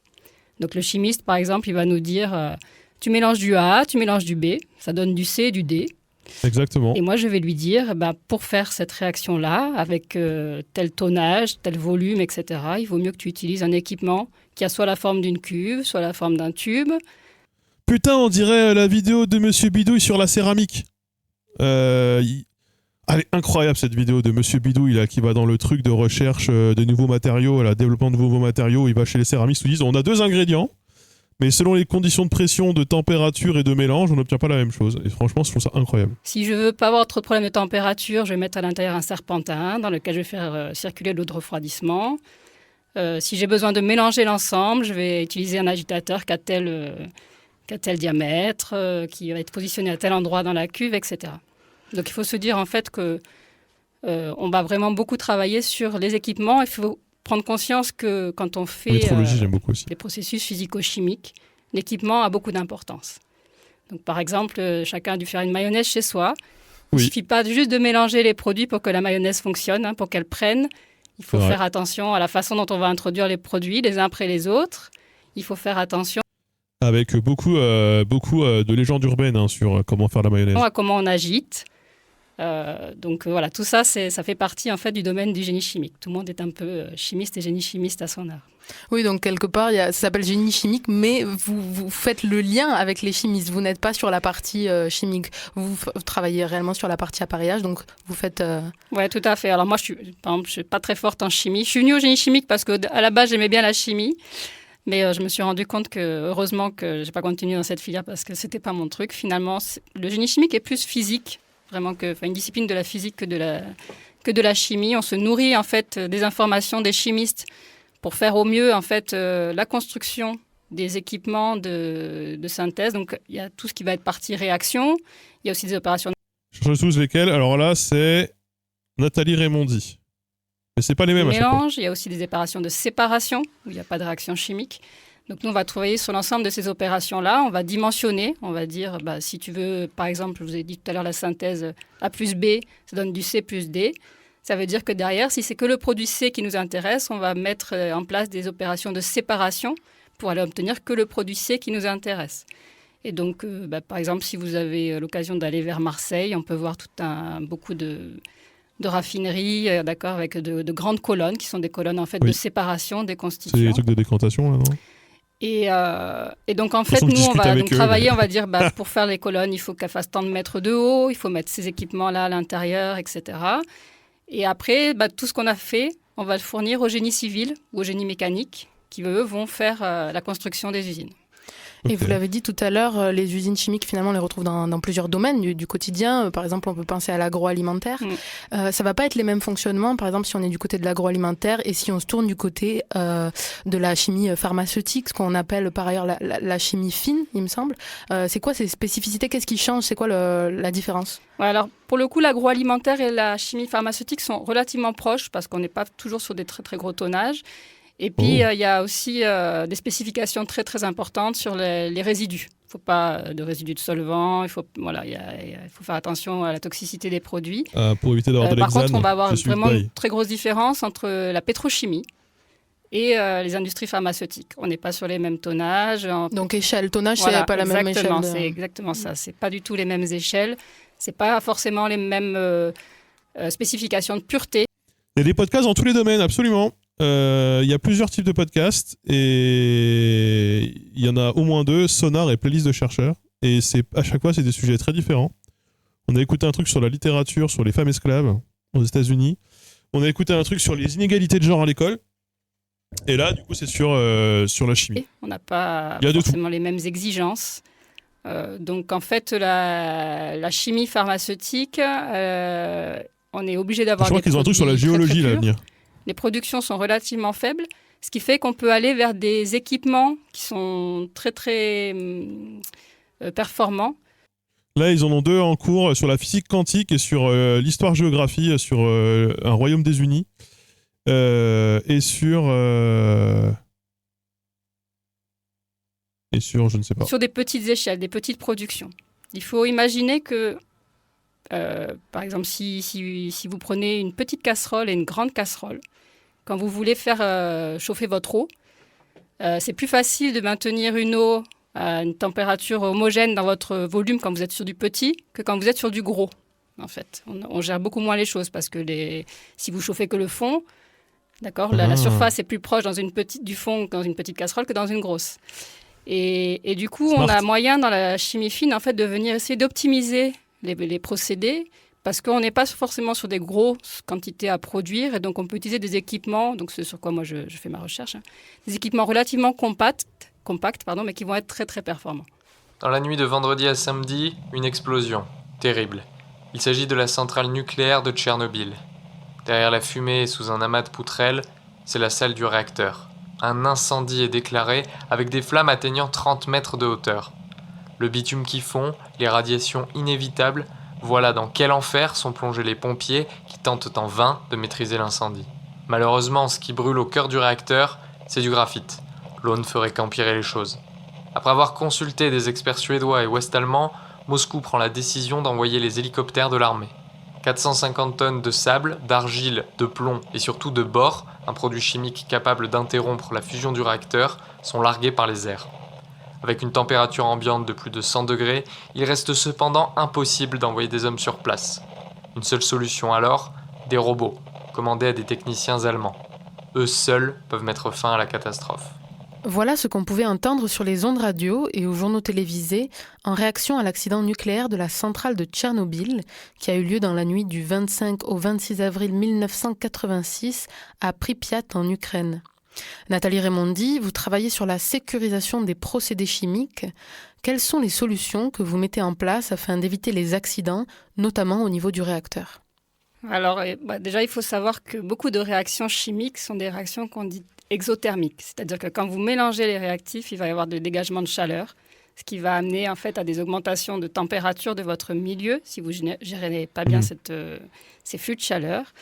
Et ça peut conduire à d'autres réactions que vous ne maîtrisez pas, voire des réactions de décomposition des produits, en fait, qui viennent du coup faire des réactions en chaîne et peuvent amener à des emballements thermiques. Donc nous, notre sujet en fait sur lequel on travaille, c'est la mise en œuvre en fait de manière sûre de ces réactions exothermiques. Et pour faire ça, en fait, ce qu'il faut, jusqu'à maintenant, il y avait deux façons de faire. Enfin, non, il y avait une façon de faire principalement. Ça a été de diluer en fait les réactifs. C'est-à-dire que si vous mettez vos produits A et B et que vous mettez un solvant à l'intérieur, vous allez ralentir la réaction, ce qui fait que vous allez être plus capable de dégager cette chaleur au fur et à mesure en mettant en place un système de refroidissement. Tandis que quand vous les mettez purs, vos réactifs, les réactions peuvent aller très très vite et votre système de refroidissement n'est pas forcément capable d'aller absorber en fait les calories de votre chaleur. Je ne savais pas ça. Tu ralentis du coup la réaction. Nous, on essaye d'éviter ces effets de dilution pour réduire parce la chaleur. qu'en fait, vous ralentissez la réaction, vous augmentez votre temps d'opération, vous amenez des solvants, donc des produits qui ne sont pas forcément toujours très sympas. Et finalement, vous dégradez la chimie parce que vous avez les technologies qui ne sont pas satisfaisantes pour dégager les calories. Donc nous, on a travaillé plutôt sur les technologies en se disant on va essayer de faire la chimie dans les meilleures conditions. Et c'est notre technologie d'être assez performante pour enlever les calories lors de la mise en œuvre des réactions exothermiques. Donc pour faire ça, on va utiliser en particulier des réacteurs qui vont être plus petits. D'accord, donc c'est ce que je vous disais tout à l'heure. En fait, quand on a par exemple une grosse cuve, il y a un gros volume réactionnel. Et il y a très peu de parois par lesquelles on va pouvoir faire les transferts de chaleur avec l'eau de refroidissement. Donc nous, l'idée, c'est d'augmenter en fait les surfaces de transfert avec l'eau de refroidissement et de diminuer un peu les volumes de réactifs. Parce que ce qu'on trouve dans les usines habituellement, ou en tout cas anciennement, c'est des cuves. Donc ça on peut cuves. assez bien l'imaginer. Exactement. C'est un espace assez grand, donc on est sur la grande casserole. Ouais. Et vous allez mettre au point une autre forme. Voilà, exactement. Donc ça va être beaucoup plus compact. Il faut s'imaginer que les réacteurs sur lesquels moi je travaille, c'est plutôt des formes rectangulaires qui font quelques centimètres carrés, enfin 7 centimètres cubes, on va dire. Ça fait 50 centimètres de haut, 10 centimètres de large. Et 20 cm de long, par exemple. C'est pas très long. Ça se présente comme des échangeurs à plaques, donc des échangeurs de chaleur. Les échangeurs de chaleur à plaques, c'est globalement, vous avez une plaque dans laquelle va circuler l'eau de refroidissement, une plaque dans laquelle va circuler le milieu réactionnel, et vous empilez comme ça plusieurs plaques. Donc refroidissement, réaction, refroidissement, réaction. Non. Et donc nous, on va utiliser ça pour faire de la réaction et de l'échange thermique en même temps. Donc c'est ce qu'on appelle en fait des équipements multifonctionnels. Ils sont très bien faits pour la réaction et très bien faits pour l'échange thermique. Donc nous en fait, ce sur quoi on va travailler, donc c'est sur ces plaques qu'on va graver des canaux dans lesquels on va faire passer nos fluides, donc l'eau de refroidissement, voilà, et aussi le milieu réactionnel. Et en fait, comme on est sur des toutes petites dimensions, notre milieu réactionnel disons que les petites dimensions ne sont pas forcément très favorables à la mise en œuvre de réactions parce que globalement, les molécules ça ne se mélangent pas bien quand vous êtes sur des toutes petites dimensions. Et on est obligé de créer des motifs sur nos canaux pour permettre aux réactifs de mieux se mélanger et aussi permettre d'améliorer les transferts de chaleur. Donc les canaux sur lesquels on travaille, en fait, c'est des zigzags. Donc il faut imaginer un canal qui serpente et qui est gravé sur une plaque pour pouvoir gagner beaucoup d'air d'échange, avoir un volume de fluide qui est faible et créer quand même pas mal de structures de mélange au sein des écoulements. Donc ça fait des tourbillons, etc. Ouais, le design des canaux va modifier la façon dont les fluides vont se mélanger. Exactement. Ou dont le liquide de refroidissement va arriver. Oui, exactement. Et donc ça, là, c'est libre ouvert à à l'imagination des chercheurs ou des ingénieurs, peu importe, on peut imaginer tout type de canaux. Donc nous, on travaille sur des espèces de serpents, là, mais il y en a qui travaillent avec des motifs en cœur, il y a des structurations en 3 dimensions, et en particulier aujourd'hui avec l'avènement de la fabrication additive, donc de l'impression 3D, on peut vraiment aller imaginer tous les types de design possibles et imaginables, pardon, pour pouvoir améliorer les réacteurs chimiques. Donc on a dit que dans l'échangeur, en fait, il y avait des plaques de fluide. Ouais. Tout à l'heure, on a parlé de l'industrie de la chimie fine ou de la chimie pharmaceutique, où on imagine que selon les procédés, souvent les procédés varient énormément. Est-ce que du coup, il y a une possibilité là de venir changer les plaques de fluide pour s'adapter aux différents procédés? Et c'est ça aussi qui, par rapport à une cuve peut-être, donne plus de flexibilité sur comment on peut agir. Effectivement, c'est aussi un peu ce qu'on va appeler de la modularité, c'est-à-dire que quand on fait une réaction chimique, il faut s'imaginer au début, on introduit les réactifs, ils sont très concentrés, c'est là où le dégagement de chaleur va être le maximum.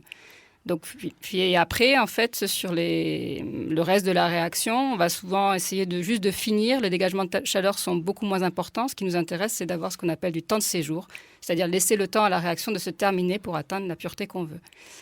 Et donc, en fonction en fait des moments cruciaux dans notre réacteur, on peut imaginer avoir des plaques qui évoluent, des motifs qui évoluent au fur et à mesure du réacteur. On va même se dire qu'on peut mettre un réacteur. Tu peux y avoir accès, tu vois, sur Spotify, Amazon Music, Deezer, Podcast Addict, Apple Podcast. Voilà, c'est les endroits où tu as accès au podcast.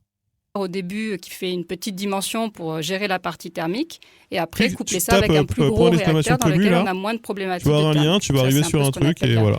La modularité des équipements, en fait. Finalement, on est sur un travail de plus grande précision que si on travaillait sur les équipements plus anciens de Exactement. type cuve. En fait, l'idée, c'est vraiment de s'adapter à la chimie au moment où on en a besoin. Donc, on va faire les équipements à façon pour venir s'adapter à la contrainte.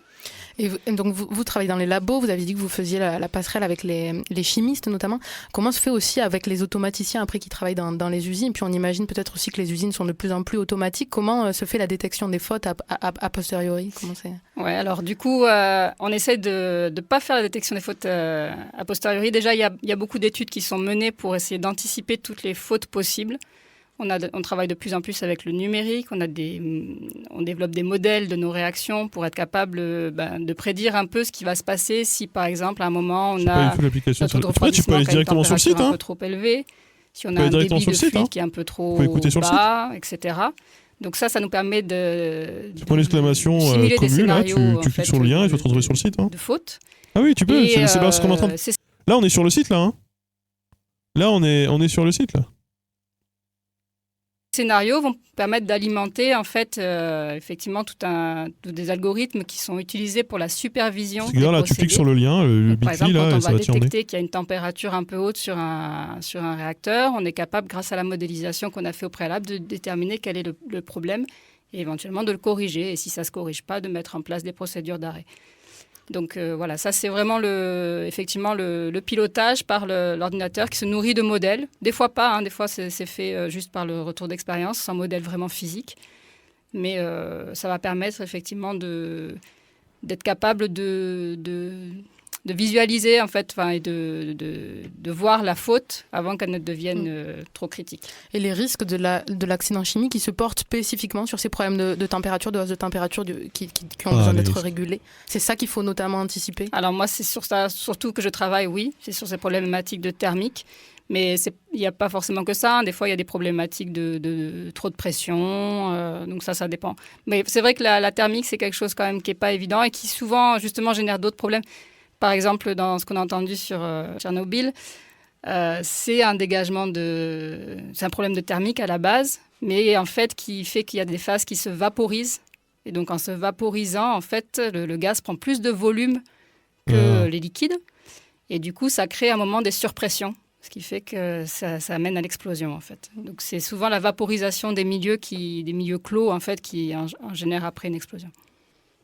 Les écotopiens ont hérité d'un parc de centrales fonctionnant au pétrole et au gaz, qu'ils ont fermé au bout de quelques années, et de quelques centrales nucléaires à fission.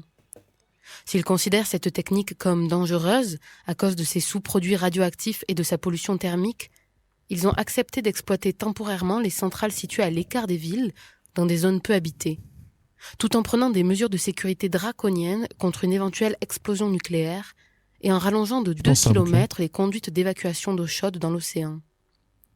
L'ingéniosité écotopienne est décidément admirable.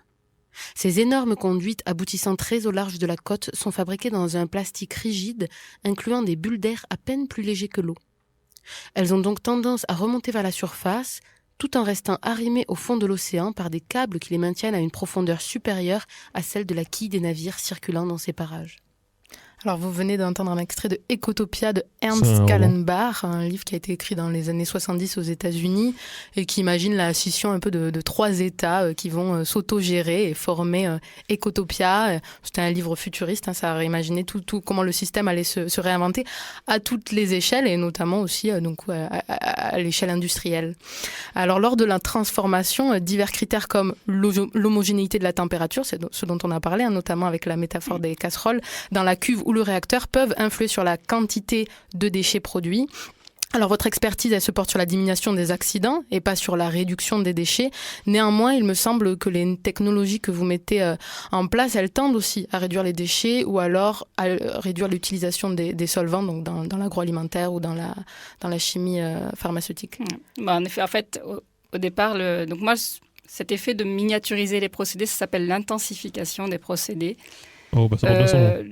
C'est né dans les années 80 à peu près. Et l'objectif, c'était de rentabiliser en fait les procédés. C'était un gain économique. Mais on s'est rendu compte que en diminuant les volumes, ça permettait aussi d'améliorer la sécurité, d'améliorer l'impact environnemental et voilà, de rendre les... Putain, j'aurais trouvé ça... Ouais, non, en fait, c'est logique. Non, pardon, j'ai rien dit. D'améliorer globalement voilà, les procédés. Alors pourquoi ? En particulier, si on maîtrise mieux la réaction chimique, comme je disais tout à l'heure, donc si on optimise, quand on fait du A plus B, donne du C plus D, ça nous permet, par exemple, d'éviter les réactions secondaires. Si on est typiquement à la température où c'est uniquement cette synthèse qui va se faire, ça vous permet d'éviter la production de sous-produits. Et donc, par exemple, ça vous permet d'éviter toutes les opérations de séparation derrière qui se font beaucoup dans l'industrie chimique par distillation. La distillation, en fait, le principe, c'est qu'on va chauffer et pour vaporiser et séparer des produits. Et la distillation, c'est une opération qui est très énergivore. Donc, ça consomme aujourd'hui beaucoup de ressources fossiles, globalement. Et donc, si on arrive à bien maîtriser les opérations opératoires lors de la réaction, on arrive à se passer de nombreuses étapes de séparation derrière. Et après aussi, comme je vous disais, le fait de ne pas utiliser de solvants, d'essayer de travailler dans des conditions les plus pures possibles, ça va aussi limiter tout ce qui va être potentiellement recyclage des solvants, voire destruction de solvants par torchère, donc c'est-à-dire on va les brûler, les incinérer. Donc c'est en ça que finalement essayer de maîtriser les processus réactionnels, en fait, permet d'avoir des impacts derrière sur la production de déchets, la consommation énergétique, etc. Parce que du coup, sur des procédés plus grossiers de type cuve, on va avoir des sous-procédés, c'est ça, qui vont créer des sous-produits dont on n'avait pas besoin initialement. Après, là, elle parle d'usines chimiques, mais par contre, je sais que la miniaturisation d'informatique, ça produit plus de déchets. Pas parce que... En fait, c'est contre-intuitif, mais en fait, ça produit moins de déchets dans le sens où on produit plus avec moins. Genre, on arrive à avoir mieux avec moins. Le problème, c'est c'est tellement miniaturisé qu'on ne peut pas recycler. On ne peut pas séparer les différents composants facilement. Parce que c'est tellement miniaturisé que, en fait, on n'a pas de réparabilité, quoi. Et qui vont être finalement jetés, parce que c'est pas du produit. En fait, la chimie, elle est assez imparfaite, d'accord ? Quand on mélange du A et du B, donc vous avez du C et du D, vous n'êtes pas sûr que votre produit C qui vous intéresse ne réagisse pas avec du A, avec du B. Le C et le D peuvent réagir ensemble. Des fois, il peut y avoir des réactions de décomposition des produits, etc. Donc en fait, c'est généralement, dans une réaction chimique, il peut se passer 4 ou 5 réactions en même temps. Et c'est en jouant sur les conditions opératoires de température, de pression, de concentration éventuellement, qu'on va essayer d'orienter vers la réaction qui nous intéresse. Donc, si dans une grosse cuve, par exemple, vos parois, généralement, elles sont plus froides que l'intérieur du fluide parce que c'est là où vous avez l'eau de refroidissement qui circule. Donc, en paroi, vous pouvez avoir des réactions différentes de ce qui se passe au milieu du fluide. Ouais. Donc, tout ça va générer, en fait, des problématiques, on appelle ça des problématiques de sélectivité. Vous allez faire des produits autres que le produit qui vous intéresse en particulier. Et du coup, c'est un peu une... D'ailleurs, j'ai appris, je ne sais pas si c'est vrai, mais j'ai appris que ce qui va distinguer, par exemple, une carte graphique 5070, 5080 ou 5090, c'est le taux de pureté qu'on obtient des composants. C'est pas les composants en tant que tels, c'est la pureté, le taux de pureté des composants. Ce qui fait que du coup, on aura plus de puissance, on aura moins d'erreurs sur une 90 que sur une 70. J'ai l'impression d'une problématique, en tout cas en se posant la question du zéro déchet, mais pas que, que deviendra l'usine peut-être chimique du futur, et du fait peut-être d'installations qui existent déjà et qui n'ont pas pu évoluer au fil des années et du coup qui ne permettent pas non plus de s'adapter aux nouvelles problématiques. Qu'est-ce qu'on peut mettre en place, et notamment en termes peut-être d'usines modulables ? Ouais, alors le premier conseil qu'on peut donner aux industriels, c'est d'essayer de faire la chimie dans les conditions qui lui sont favorables, donc d'utiliser les équipements qui permettent d'être de respecter la chimie et d'éviter d'avoir des recours à des dilutions ou à des choses qui viendraient en fait du coup ralentir parce que les technologies ne sont plus performantes. Aujourd'hui, on a quand même un certain nombre de technologies qui ont émergé depuis ce concept d'intensification des procédés qui permettent d'envisager la chimie un peu autrement. Après, on se rend compte aussi que faire des très très grosses usines, ça peut poser des problèmes de sécurité parce qu'on stocke des grandes quantités en fait sur des endroits bien précis.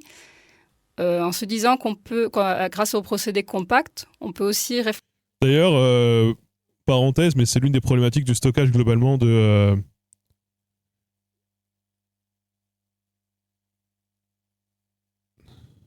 J'ai plus d'espace disque.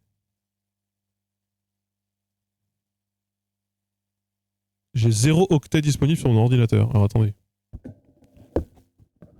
Comment est-ce que ça se fait ?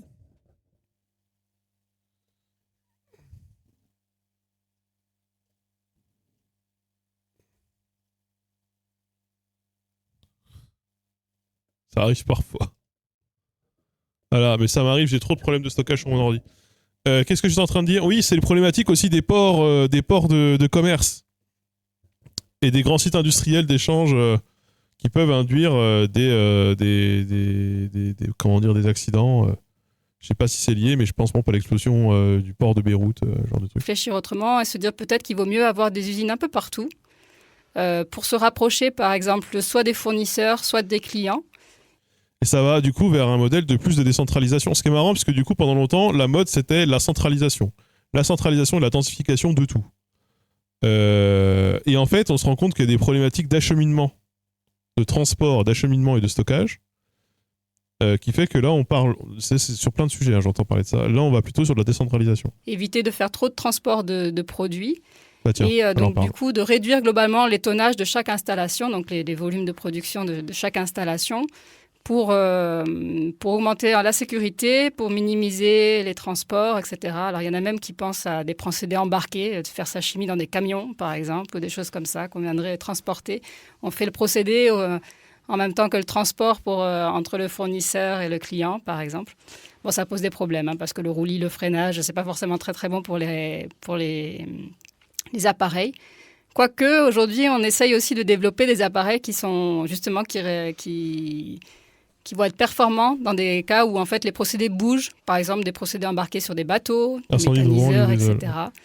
Donc c'est ce qu'on appelle en particulier des appareils centrifuges, où tout ce qui va piloter en fait c'est la force de centrifugation des procédés, donc la façon dont on va les faire tourner et la vitesse de rotation, plutôt que les effets de gravité en fait qui vont changer quand il y a du roulis, du tangage, etc.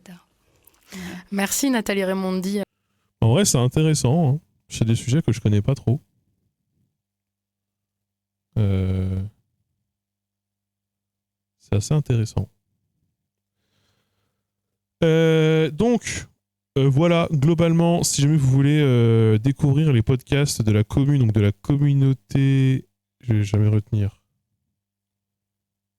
Communauté... d'université d'établissement de Toulouse. Il y a Playlist de chercheurs et il y a du coup Sonar, qui sont les deux formats. Je vous invite bien sûr à cliquer sur le lien. Et voilà. Tout est intéressant, il y a tout un tas de sujets et ils sont en train d'en produire d'autres. Ils ont en fait des problèmes de visibilité. Voilà, globalement, vous l'avez bien compris, c'est pour ça qu'ils nous filent un petit bifton pour qu'on parle d'eux. J'en reparlerai sur Insta dans quelques jours. Voilà, je vais laisser le point d'exclamation. Je vais faire avant de point hop.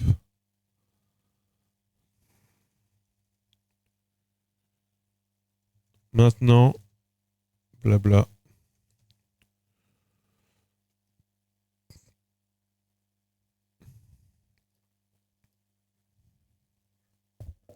J'ai travaillé sur les Pentium, on ne fabriquait que des 133 MHz à l'époque. Une série de production, ils étaient qualifiés des tests en des 75, des 100, des 120, des 133. Ah. Une grosse majorité des 75 avaient reçu les tests à 120, mais il fallait maintenir les tarifs échelonnés. C'est intéressant, ça. Intéressant. Donc là, en ce moment, je suis dans un rush de fou de travail parce que CNews a découvert les linguistes atterrés. CNews a découvert les linguistes atterrés. Et c'est à cause de nous. Voilà, juste parenthèse. Hein, Enfin, c'est à cause de nous. Je vais pas vous donner le détail. Vous vous souvenez quand on a react l'interview de Christophe Benzitoun au Parti de gauche, sur la chaîne du Parti de gauche, vidéo qui a fait 300 vues à l'époque, hein, 300-400 vues. Hein. Vous vous souvenez de ça? La vidéo, bon, j'ai rien contre le Parti de gauche, hein, c'est des gens que je trouve très bien, très gentils et très sympas. Le Parti de gauche qui avait du coup une vidéo très mal référencée, il m'a envoyé un mail pour me dire au fait il y a ça, je lui dis vas-y on react, on invite, etc., on en discute. Et ben suite à ça, donc du coup moi j'ai posté quelques jours après la VOD. Et en fait, il se trouve, je vais pas vous révéler les coulisses et machin, mais je suis surveillé par l'extrême droite. Ça, vous vous en doutez très bien. L'extrême droite, qui a du pognon tout le tour du ventre, et qui n'est jamais... n'est jamais très loin quand il y a de quoi faire un clip sur la moindre phrase. Elle est là. Elle est à l'affût. Et donc, elle a été à l'affût. Elle a pu ensuite, du coup, aller sur cette interview, dérusher l'interview et faire passer Christophe Benzitoun pour un affreux gauchiste mélanchoniste pro-immigration, pro-machin qui veut détruire la langue française. Et donc, ça a été relayé, du coup, par deux comptes d'extrême droite dont je vais taire le nom, connus nationalement. Et puis ça, quelques heures plus tard, finit sur CNews. Voilà. Ouais, ils sont partout dans nos villes, dans nos campagnes, c'est clair. Sur CNews, et donc, bon, moi je le prends comme une médaille. Et donc du coup, on va en faire une vidéo. Parce qu'en fait, en plus, ce que je trouve ça fou, c'est que du coup, pour dénoncer le wokisme des linguistes atterrés, ils ont mis en avant une vidéo qui faisait 300 ou 400 vues, quoi. Maintenant, elle est à 800, et je vais en parler dans ma vidéo, peut-être qu'elle va monter à 5000. Et en fait, ils vont multiplier par 10 l'audience d'un discours qu'il ne faudrait surtout pas relayer.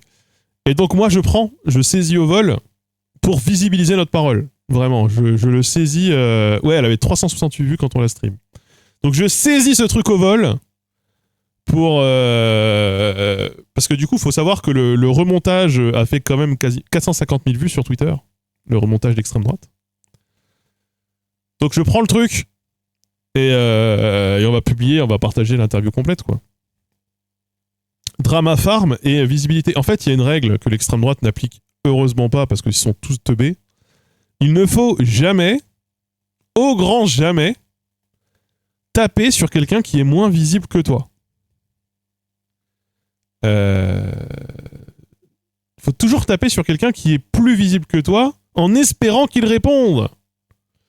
Pour le forcer à lui arracher une collaboration, un échange de public, une fraction, c'est la méthode Hanouna. C'est la méthode aussi d'autres personnes dont je ne citerai pas le nom ici. Et eux, ils font l'inverse. Ils font l'inverse. Bon, après, eux, ils sont dans une logique où eux, ils sont pas sur la qualité, ils sont sur la quantité. Ils tabassent avec des arguments absolument délirants. Ils tabassent. Et ils espèrent que ça imprègne. Et ça imprègne, c'est vrai que ça marche. C'est vrai que ça imprègne.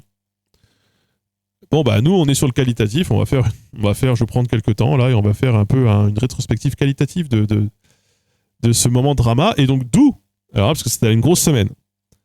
Plus la tribune dans le Parisien de ce prof de prépa qui dit que les jeunes savent plus écrire. Ça fait longtemps. Donc, Estelle Denis, donc RMC, et donc, le lendemain, à 2 reprises, sur CNews. Où là on a pu entendre Christine, je voulais expliquer, Françoise Laborde, ça j'en ai parlé la dernière fois. Françoise Laborde nous expliquait qu'il n'y avait que 100 mots de vocabulaire chez les jeunes, blablabla. 100 mots, hein. T'es à 2/3 du Pokédex, hein. Bon.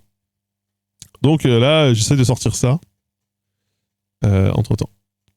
Combien coûte une compta seule pour une société en enlevant tes frais de garde, juste la compta? Ça dépend de ton chiffre d'affaires.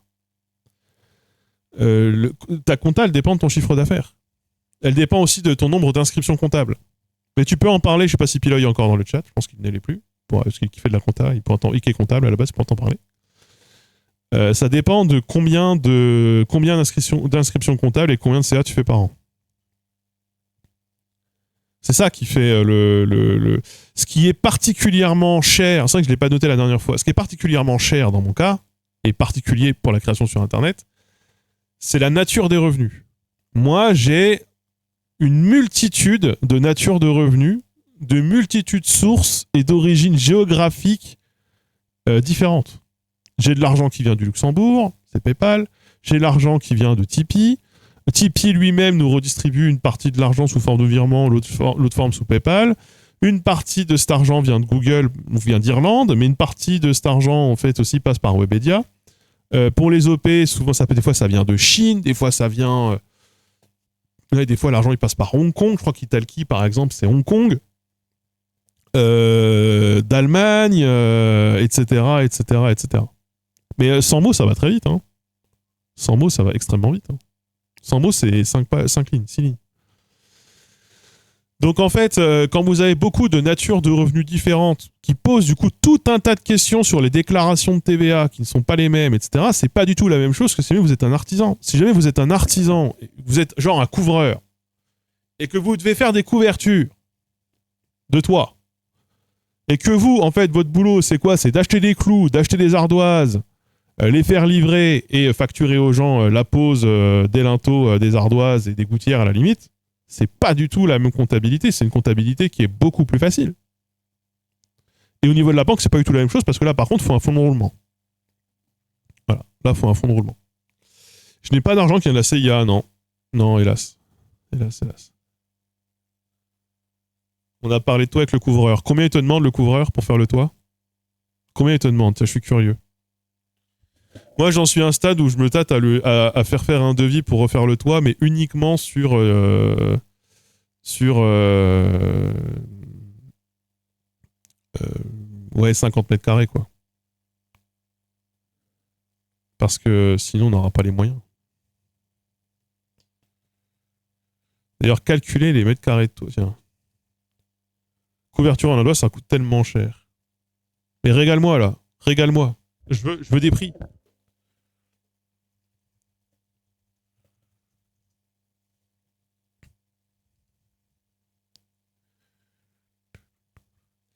Longueur du toit, on va le mettre sur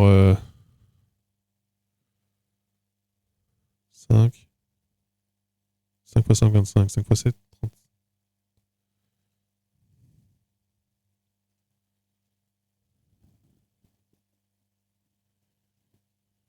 Je suis à 5 mètres. Ouais, il me faut 50 mètres carrés pour faire un tiers. Moi, j'ai 150 mètres carrés de pan de toit. De toit.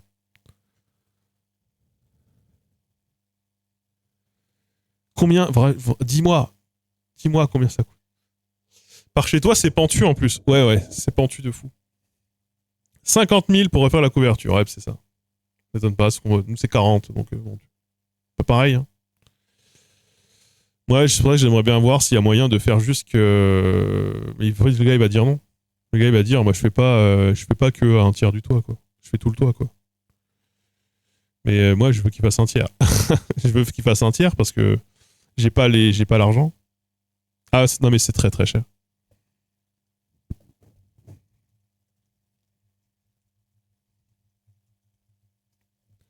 Non, c'est abusé. C'est abusé de fou.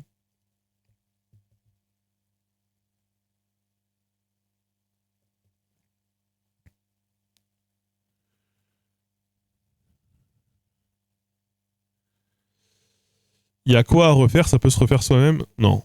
Pour l'assurance, non. Mais bon, sinon, c'est compliqué. Nous, il y a de la reprise à faire. En fait, souvent, ce qu'ils font, parce que nous, du coup, c'est une vieille toiture. Peut-être comme chez toi, Crispy. C'est une vieille toiture. Donc, il y a des creux, tout n'est pas toujours très droit, etc., etc., etc.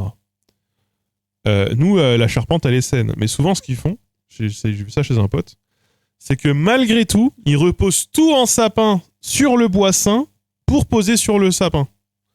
Comme ça, ils peuvent avoir un truc bien droit et vachement moins chiant à faire, quoi.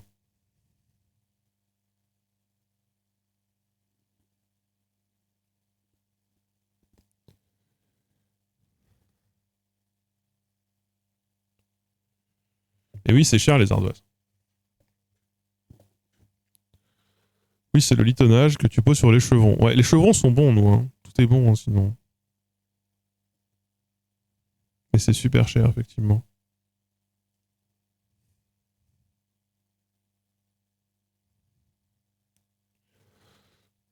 Changer tuile pour ardoise 50 mètres carrés, 10-12K. Bah ouais.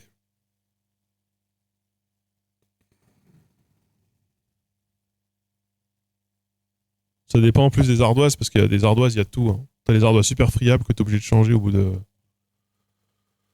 20 ans. Ça dépend vachement des chantiers, ouais. C'est quoi la fréquence de leur podcast? Ils ont quel but? Bah, le but, c'est de valoriser leur travail de recherche. Travail de recherche de la communauté de l'Université d'établissement de Toulouse. La fréquence de publication, je ne sais pas exactement.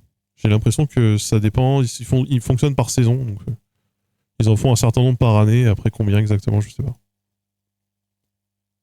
Bah, ça dépend. Au départ, ils ont commencé doucement, quoi. Ils ont commencé doucement, mais là, ils sont en cours de développement, donc.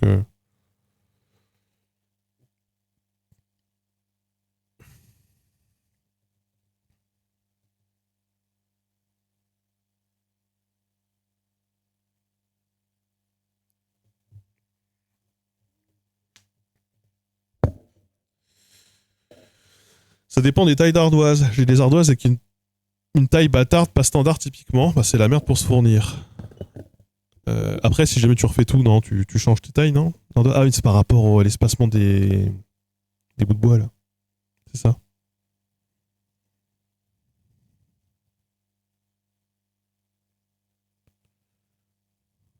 Moi, il faudrait aussi que je mette des gouttières à un moment.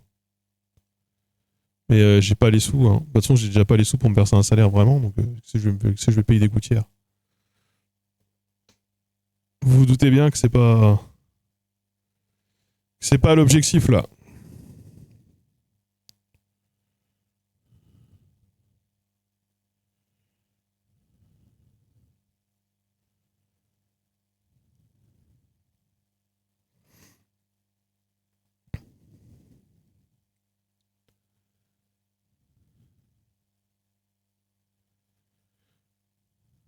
Je sais pas comment on écrit de litonnage.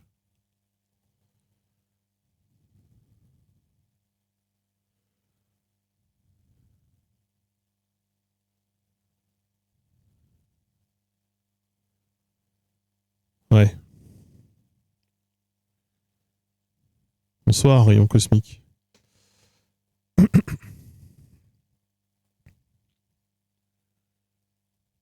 Et ouais, bah j'ai pas les thunes pour faire ça. Et 50 000, bah ouais, c'est un bel emprunt. Hein. Moi, je me demande comment ils vont continuer à trouver des chantiers, notamment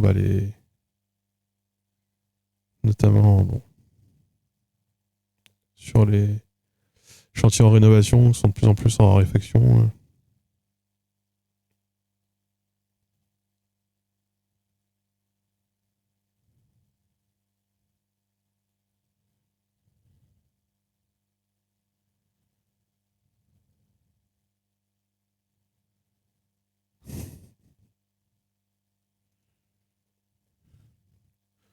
On n'aura plus du tout payé les moyens de ce chiffre délirant. Bah non.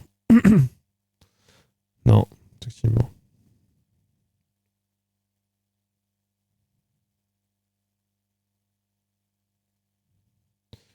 Sinon, on fait pas le forum BFM TV cette semaine. C'était Bardella. 3 heures de Bardella. Que de Bardella. En face de que des gens d'accord avec Jordan Bardella. Donc, on va s'épargner. Des moussages, mais ça fait chier parce que mes gouttières, ça va se verser dans les fosses, ça va retomber dans la mare. Ah oui, bah non.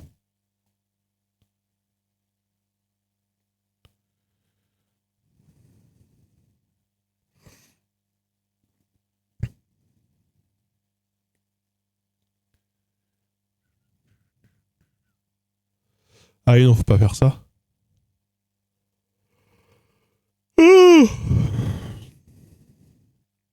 Bon, du coup, comme j'ai beaucoup à faire, je vais pas épiloguer. J'aimerais rester plus longtemps avec vous. J'aimerais streamer plus longtemps, effectivement, mais là, on va pas pouvoir parce que il faut encore que je fasse pas mal de choses, hein, notamment pour ma vidéo. Voilà, pour la vidéo. Je vais raider Blitzstream MDR. Personne que j'ai découvert du coup au Téléthon Gaming, que je ne connaissais pas. Il a passé les 3000 Elo, ça a l'air d'être un truc de fou. Depuis que j'ai streamé avec lui, ça me propose que des trucs sur les échecs. Ça me termine. Hein. Vraiment, ça me bousille. Donc voilà, on vous envoie là-bas. J'espère que les décibels, ça ira. Ah ouais, il gueule de fou. Ouais, mais là, ça va vous réveiller.